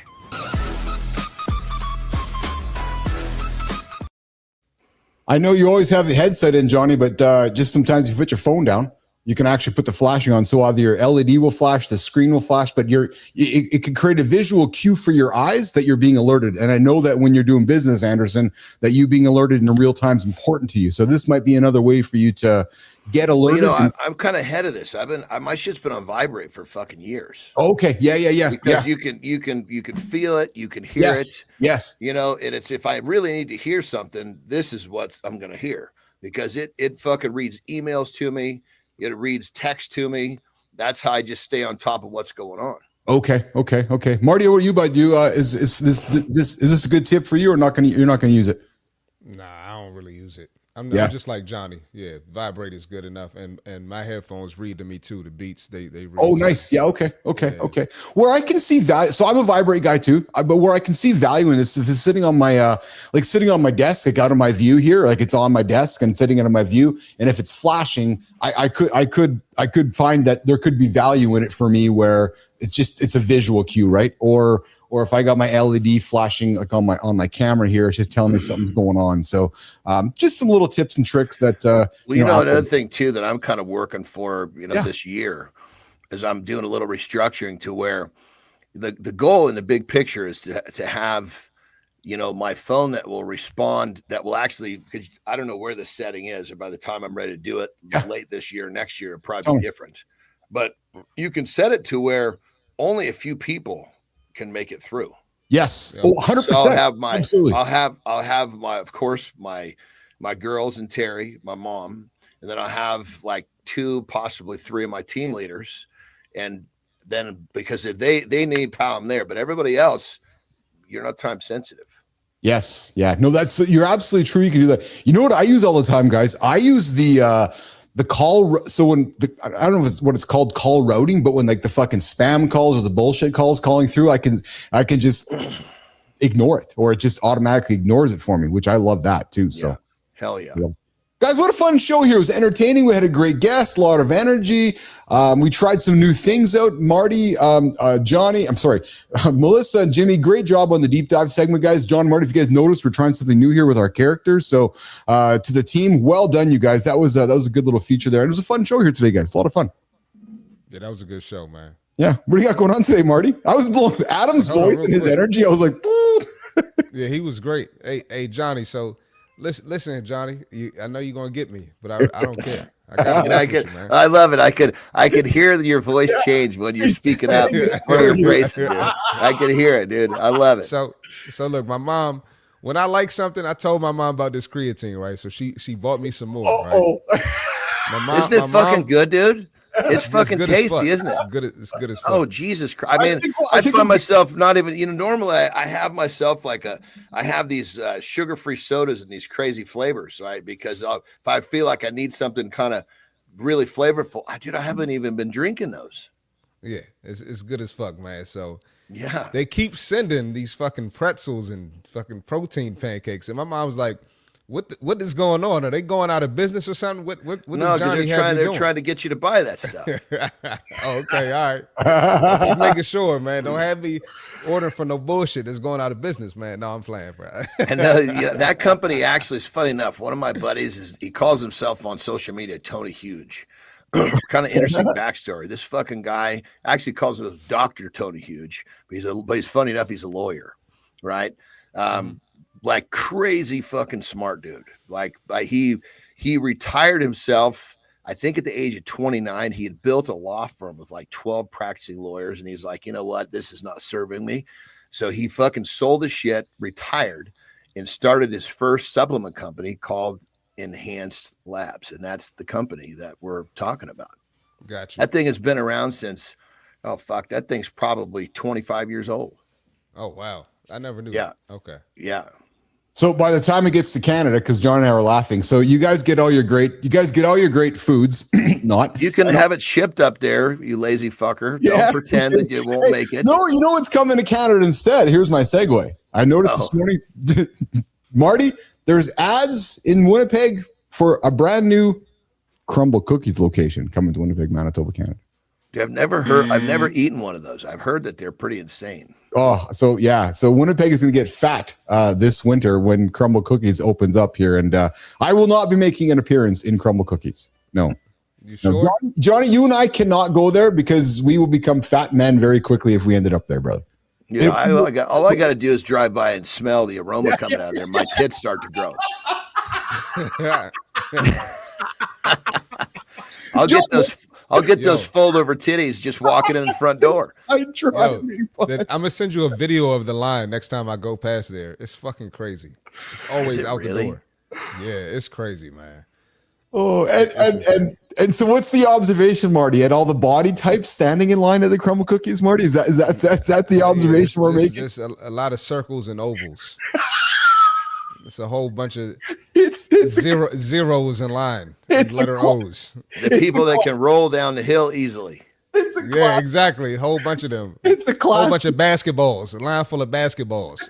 It's where they teach shapes, Marty, in class. Class, we're going for a drive today in front of Crumble Cookies. We're going to teach shapes. We're teaching round and rectangle and square and so forth. Yeah.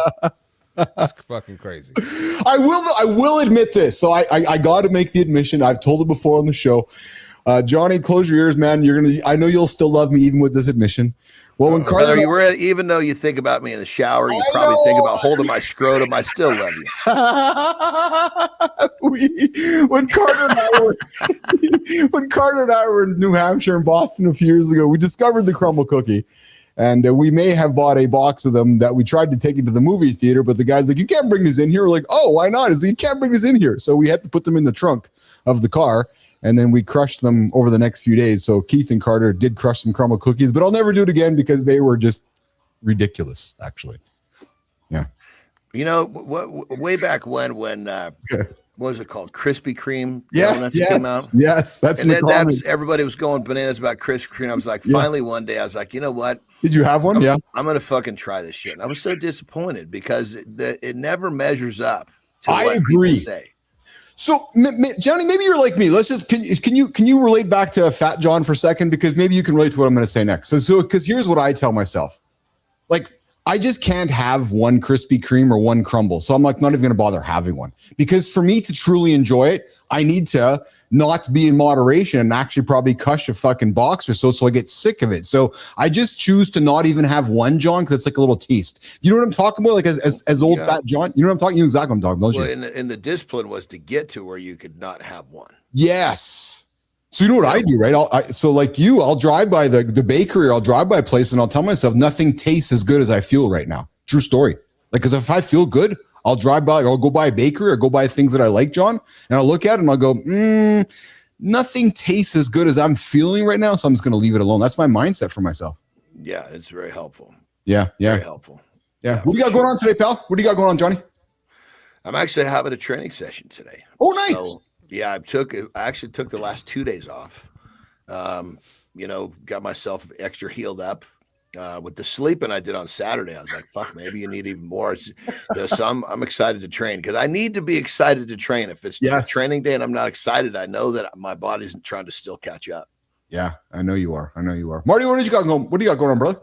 Yeah, I'm like Johnny. I was all Friday and Saturday, I was asleep. So nice. I got back in the gym. Well, I was sick sleep. Oh, I know, but you're feeling better now, eh? But I got to the gym yesterday, felt good. So I'm gonna hit legs today now that I'm almost 100%. Be careful of that, brother, because legs will flop you back into being sick real easy. That's a good point. Oh, is that right?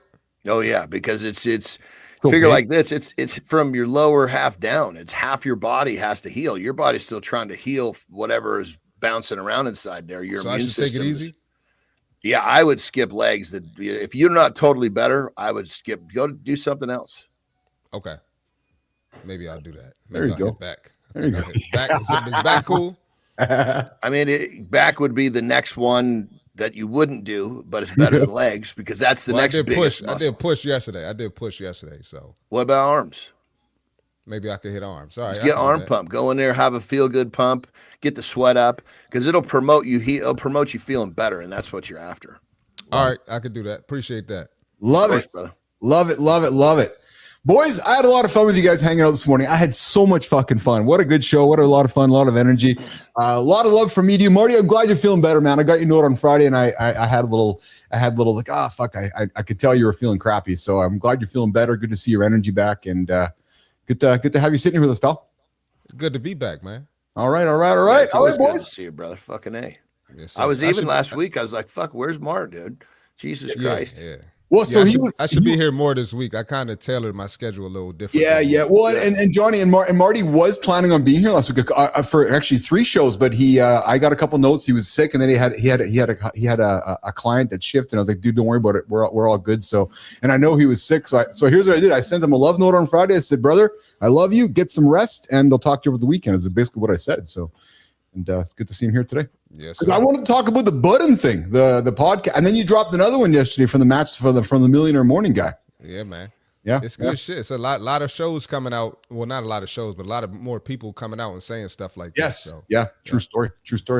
Yes, good time. It was a good show. I agree with you. All right, Jimmy, Melissa, let's walk the boys out of the lab. We'll get to the morning focus, and we'll bring them back in less than 22 hours right here on Mornings in the Lab with Keith, John, and Marty, and everybody else. Guys, have a good one, okay? Have a good look, my brothers. All right, let's get them out of here, boys. Boop, boopity, boopity, boop. Wow. Good morning, everybody. Welcome back to Mornings in the Lab with Keith, John, and friends. I hope you guys have enjoyed the last 100 minutes like I have. What a fun show. I said it a number of minutes ago, but I want to say it again. Global, you're right. Marty's audio is lower than the other two dudes. We'll work on getting Marty's audio up here. It's funny because compared to Adam, we had audio levels all over the place here today. That was a lot of fun. But I do want to say this. Quickly, I want to call up my team. Guys, Melissa, you knocked it out of the park, man. And Nation, you guys all watch the show regularly. I keep teasing Melissa because she keeps resetting the bar. So I know that it's not just me saying this, you guys. So you guys I know will all agree with me that she keeps resetting the bar. And I was like, oh, that was awesome. And then it continued to be awesome. So, for example, the introduction with the center stage segment today. I'm not sure where Neiman got the visa for the budget for that set. Fuck, man. Did you guys see the set Sophia Grant was on? That set was like straight out of, I don't even know. I don't know, do not know. I want to raise money for this thing, yet she's spending it on the set. Yeah, we got to talk after. But well done on the content for Sophia. Well done on the cold open. Well done on the deep dive. We are just getting started with our characters here on the Mornings in the Lab and the Mornings in the Lab live network. Guys, if there's anything, and I'm just, hear what I'm going to say next. Read between the lines read between the lines is what you're seeing. I by no means am I suggesting that Frankie and Tommy are in the same universe as the Marvel or DC characters. But all you got to do is look to the past to see the future. And if you look at what happened last week, Netflix actually did not buy Warner Brothers. No, they bought Batman and Superman. What? Yeah. Think about it. The IP that they purchased is really the value. So if you think about that, sure, they got all these shows, but in a world of AI-generated content and an AI-generated easy content, owning IP and licensing IP and creating characters and franchises is without a doubt, without an unequivocal doubt, the future. So we are beginning our journey with our characters, and they're not going away. So we're going to lean into them more and have some more here as well. Oh, hey, the Dre 660. It's my favorite gay channel again. Yes. I love when the Dre 660. Oh, I'm sorry, the Doctor. Oh, I apologize, the Dre, because my eyes are old. The Doctor 660. It's my favorite gay channel again, the happy channel. Let's rip some farts today. True story. The Doctor, where are you joining us from? The Doctor 660. Good to see you here in the comments. Guys, the phone lines are going to be open in a few moments here. 431-300-3005. 431-300-3005. We do not offer phone sex. Nope, no offer phone sex in that one. No, but if you do want to talk about problems, you got questions, you got comments, you want to start a live show, 431-300-3005. Back to the comments, we got Sullivan. So Sophia, Frankie, and Tommy et al. Were all made from scratch with no name and likeness issues. Wow, yes. So Sully, the truth is, all of our characters have happened in a state of accidental creation. Frankie and Tommy came because I was trying something one day, and the next thing you know, my team were like, I'm like, hey, we got some characters named Frankie and Tommy. How did you name them? I don't know. I just fucking was sitting on the shitter and here's their names. And then here's how they looked. So yeah. And then Sophia, well, yeah, we needed a female character. So Sophia was created, highly influenced by my lovely, very attractive, incredibly awesome wife. Just saying, maybe, perhaps. But yeah, so they are all characters that are going to start their life with us and continue living with us. Sterling and Preston. And we are working with a couple of new characters that are making their way through the community. Tess and Reed. Yeah, Reed Dalton. That's his name. True story. All right.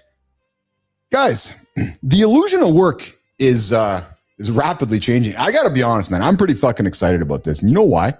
Because it's actually the great equalizer happening. What I mean by that is to those of us that are keeners, overachievers, sit at the front of the classroom people, teacher's pet, you know the term. Those that are like, hey, I want to be the guy that's going to be at the head of the curve. Well, we got a conversation we're going to have. We're going to kick it off. And it's the illusion of work and how AI forced me to see it. Okay, I've unplugged the screen. No more surprises. Let's hope. Most guys know this feeling. You finish a day exhausted and still wonder what actually got done. We filled calendars to feel important. We stayed late to look committed. But deep down, everyone sensed the illusion. Then AI walked in and exposed every empty task we'd been defending. Not to replace us, to show what was never real work. The busy work disappeared overnight. What stayed were the things only humans can do, the real work we've been avoiding. Keith's got the perspective and the clarity. Morning Focus starts now.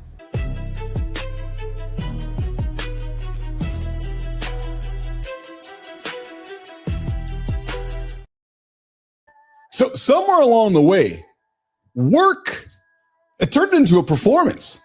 It's a true story, actually. We filled our calendars. We sat in meetings we didn't need. We wrote reports nobody read. Sorry, I gotta say this. We bought books we only read half of. We stayed late to look committed, not because the work required it. And then, well, AI walked in. 3 years ago, it showed up. Boom, boom. Flipped on the lights. Changed the world. What's this ChatGPT thing? Oh, Gemini is getting rid of Google. And then what happened was that AI exposed just how much of it was an illusion. Maybe even a lie. And I gotta be honest, guys. 4 years ago, I saw it, but I didn't really see it. But I gotta be honest, I didn't fully grasp the impact of AI until I started building this show. It hit me one morning as I was watching an AI agent do actually instantly. And it happened actually this last summer, more importantly. I remember having the conversation with Melissa. I was out working with Manis, and I was working on some of the stuff for the show, and I said, hey, can you do this for me? And it started doing it. So I went out and cut the grass. I was like, oh, that's a game changer. Oh, so the person that can't do this is actually sitting back taking the week to get it done. Because we know of the Parkinson effect, right? We know of the Parkinson effect. Hey, Charlie, it's like, hey, I give Charlie a deadline. Charlie, you got till Friday to get this PowerPoint done. So what does Charlie do? Well, good time's like, well, I got till Friday. So Monday, I'm going to fuck around. Tuesday, I'm going to build it. Thursday, I'm going to put the outline together. Friday, I'm going to think about it. Then it'll be done. What AI does is that it just does it now. It forced me to confront a hard truth. Most of the work that I used to celebrate, and I'm going to think that most of the work all of us used to celebrate, wasn't actually work. And this is what I find fascinating about the dialogue around AI and its impact on society. Because maybe what we've been defining as work actually is not work. Maybe it was just busyness. Maybe it was just activity. Maybe, Petro, it was just motion. Maybe, Sullivan, it was just noise. But AI didn't kill those tasks. What it actually did was it revealed how meaningless they were in the first place. The great equalizer. Because what AI really took off of our plates, it wasn't the important stuff. It was the mind-numbing busy work. Think about this, guys. Ears up. Compiling the spreadsheets. Summarizing the reports. Writing surface-level updates. Sorting information. Managing the never-ending admin loop as well as somebody else's inbox. The stuff we pretended was valuable because it filled a day. And AI now can do all that without even thinking or blinking and be done in a minute. And here's what I love. Honestly, that is a gift. It's a gift to us overachievers. It's a gift to us that want to get after it. It's a gift to us that want to remove all the busyness and do all the great stuff. Because what it does is it frees us to do the work that actually matters. AI is shaping ideas. It's perhaps presenting us with better questions. making decisions, leading people, building relationships, creating something with a heartbeat. When AI took those tasks, we get to reclaim the purpose. But here's the twist nobody likes to admit. Guys, AI is not thinking. Sure, it says that it is when you hit the prompt, but it's actually not thinking. AI is not reasoning in the way that we reason, and AI is not creating meaning, at least not yet. Because guys, that part is us. That part's the human part. Because if you hand everything in the machine, you won't get brilliance. You'll get artificial comfort. You know the feeling. You drop something in chat GPT and it gives you everything you want to hear. That artificial comfort. That sense of progress without any real progress happening. That's the danger. That's the trap. How often do you ask for the contrarian point of view on Grok or Chat or Chat GPT? Because without it, you are caught in the trap. Because the machine isn't searching for truth. No. It's actually predicting patterns that it's learned from previous data. Leaders still have to supply the judgment, the accountability, the clarity, and the vision. Because AI, well, it can't tell you what your business should be. It can only amplify what you already are. Think about that. So, as we wrap up 25 and move into 26 into an era of nonstop AI, what does real work look like now? Ears up, guys. Because work is becoming more human again, ironically because of the technology that scared everyone. What matters now?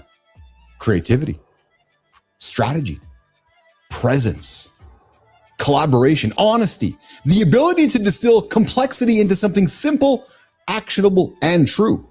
Because nation, today, tomorrow, you don't win by doing more. No AI can do it. You win by doing what only humans can do.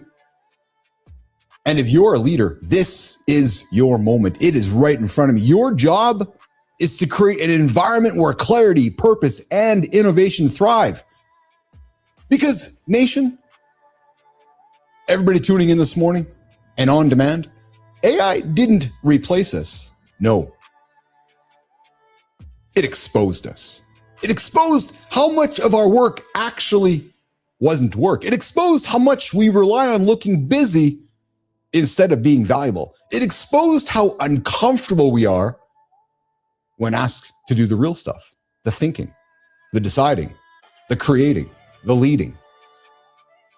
But AI also opened a door, a chance to build companies around meaning instead of maintenance, a chance to build teams around outcomes instead of optics, a chance to wake up every morning and actually use our minds again. So, mornings in the Lab Nation, my invitation for you is to consider this. AI removed the illusion. Now, we get to build something real. Let's get to the community corner. Nope. You are not getting Smoke Show number 2 today, Chief. Yeah, you're on your own. That's what you get for endorsing someone who calls us goofballs.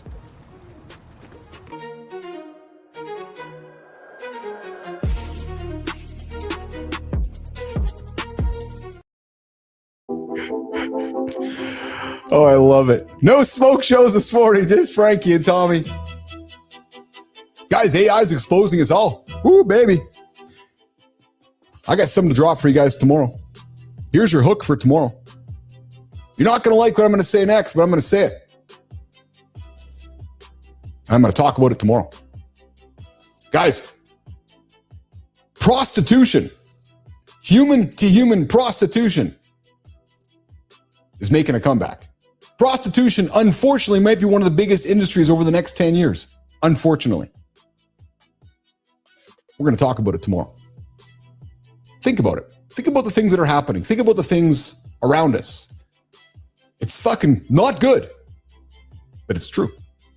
Prostitution. making a big comeback. We're talking about it tomorrow during the Morning Focus. Guys, YouTube, men don't break down after 40. They stop training hard enough. Respire says that most men don't fall apart after 40 because of age. They stop training with enough intensity and consistency. Yes. Global, I can't read your font. I didn't say fart, your font. Global, I can't read the font.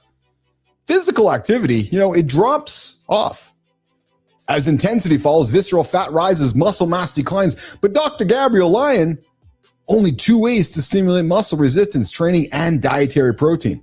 The problem is, older lifters, intensity, people stop pushing to those last challenging rep. Brain volume supports movement. When movement drops, brain atrophy follows. People doing dynamic activities, skiing, sprinting, tennis, into that 80s maintain better function. 3 day per week, full body routines. But guys, when's the last time you pushed to that last challenging rep? Maybe it's today. Maybe it's this weekend. But here's the thing. Men don't break down after 40. It's because you stop training hard enough. There you go. Think about it. When's the last time you pushed to that last challenging rep? All right, let's move over to Substack. The people you outgrow don't always leave quietly. The Angry Therapist says outgrowing friends who haven't done anything wrong but no longer.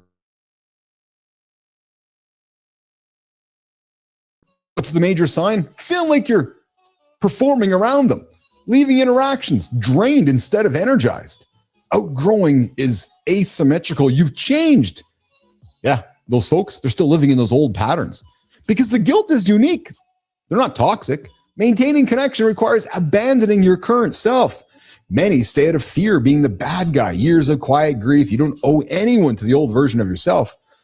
Ask our guest today, Adam Carral. No, letting friendships fade creates space for relationships that mean and meet who you are now. So here's my invitation for you. Who are you performing for? Because you're afraid to let them see who you've become. Because if you're performing for someone, maybe it's time to get rid of someone. Let's keep the conversation, wrapping it up over on LinkedIn. This guy quits success to be a stay-at-home dad and bootstrap with no regrets. Well, Philip T. Wylonis quit a high-status, well-paid startup career 2 years ago. People thought he was throwing his life away. See you later. The guy became a full-time parent, bootstrapped the project on his own terms, loved the bootstrapping. Finally, building the life he wanted, stay-at-home dad, something inspiring, no external pressure. His new definition of success: if work sustains his life, supports his family, and lets him do what he loves, that's enough. Burnout pushed him to listen to his own voice. Yes! Mr. B, what's up? Boris, the animal, how the hell are you, Mr. Blah, Mr. Blah? Good to see you in the comments, pal. Good to have you by the show. I've seen you here before. I'm glad to have you back. If you haven't liked, comment, or subscribed to the channel, Mr. Blah, I'd love you to do that.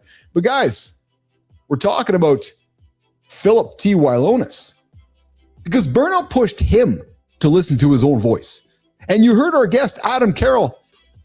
The pandemic pushed him to listen to his own voice, just like it pushed Marty as well.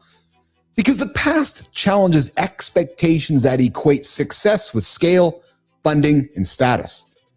So here's my question for you guys. What successful path are you clinging to that's keeping you from the life that you actually want? Or what successful friends are you clinging to that's holding you back from the life that you actually want?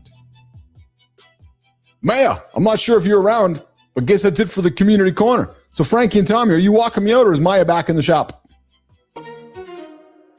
So that was Community Corner. Heavy lifting from the handsome chief, zero lifting from us. Perfect division of labor, nation. If those stories punched you in the gut, good. Better that than pretending you're fine for another 10 years. Okay, nation. Get out of here. Yeah. We have an appointment with pretzels.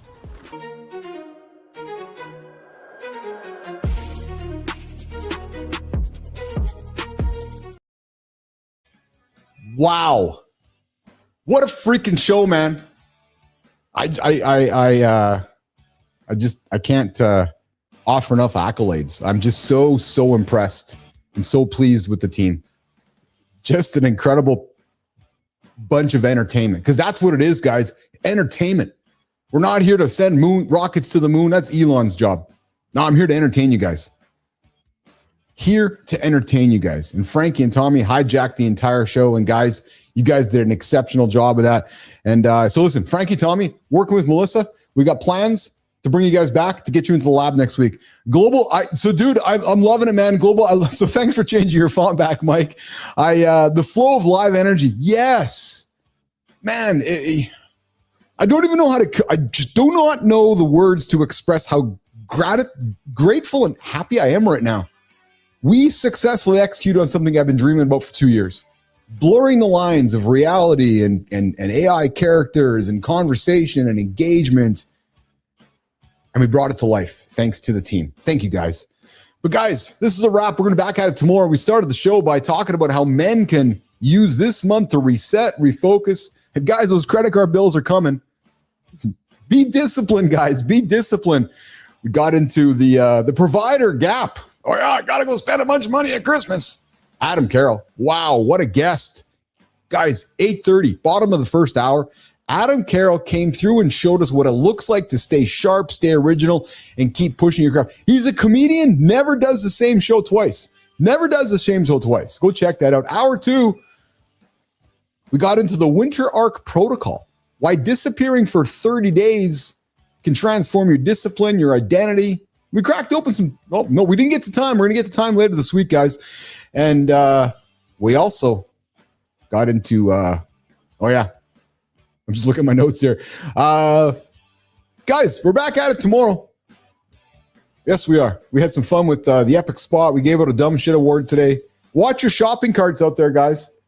But hey, on behalf of Jimmy, Melissa, the entire team here this morning at Mornings in Lab, I see you guys all in the comments. Spartacus, Good Time, Global, Charlie, I don't want to miss anybody, Petro, the entire gang, man. I got lots of love for you guys. Thanks for hanging out with me this morning. And we'll see you guys in less than 22 hours right here on The Big Show. Mornings in the Lab with Keith, John, and friends. But don't forget, Matt Roof, 7:30 live Eastern Time. Kindness Rising. We'll see you guys tomorrow. Have a good one.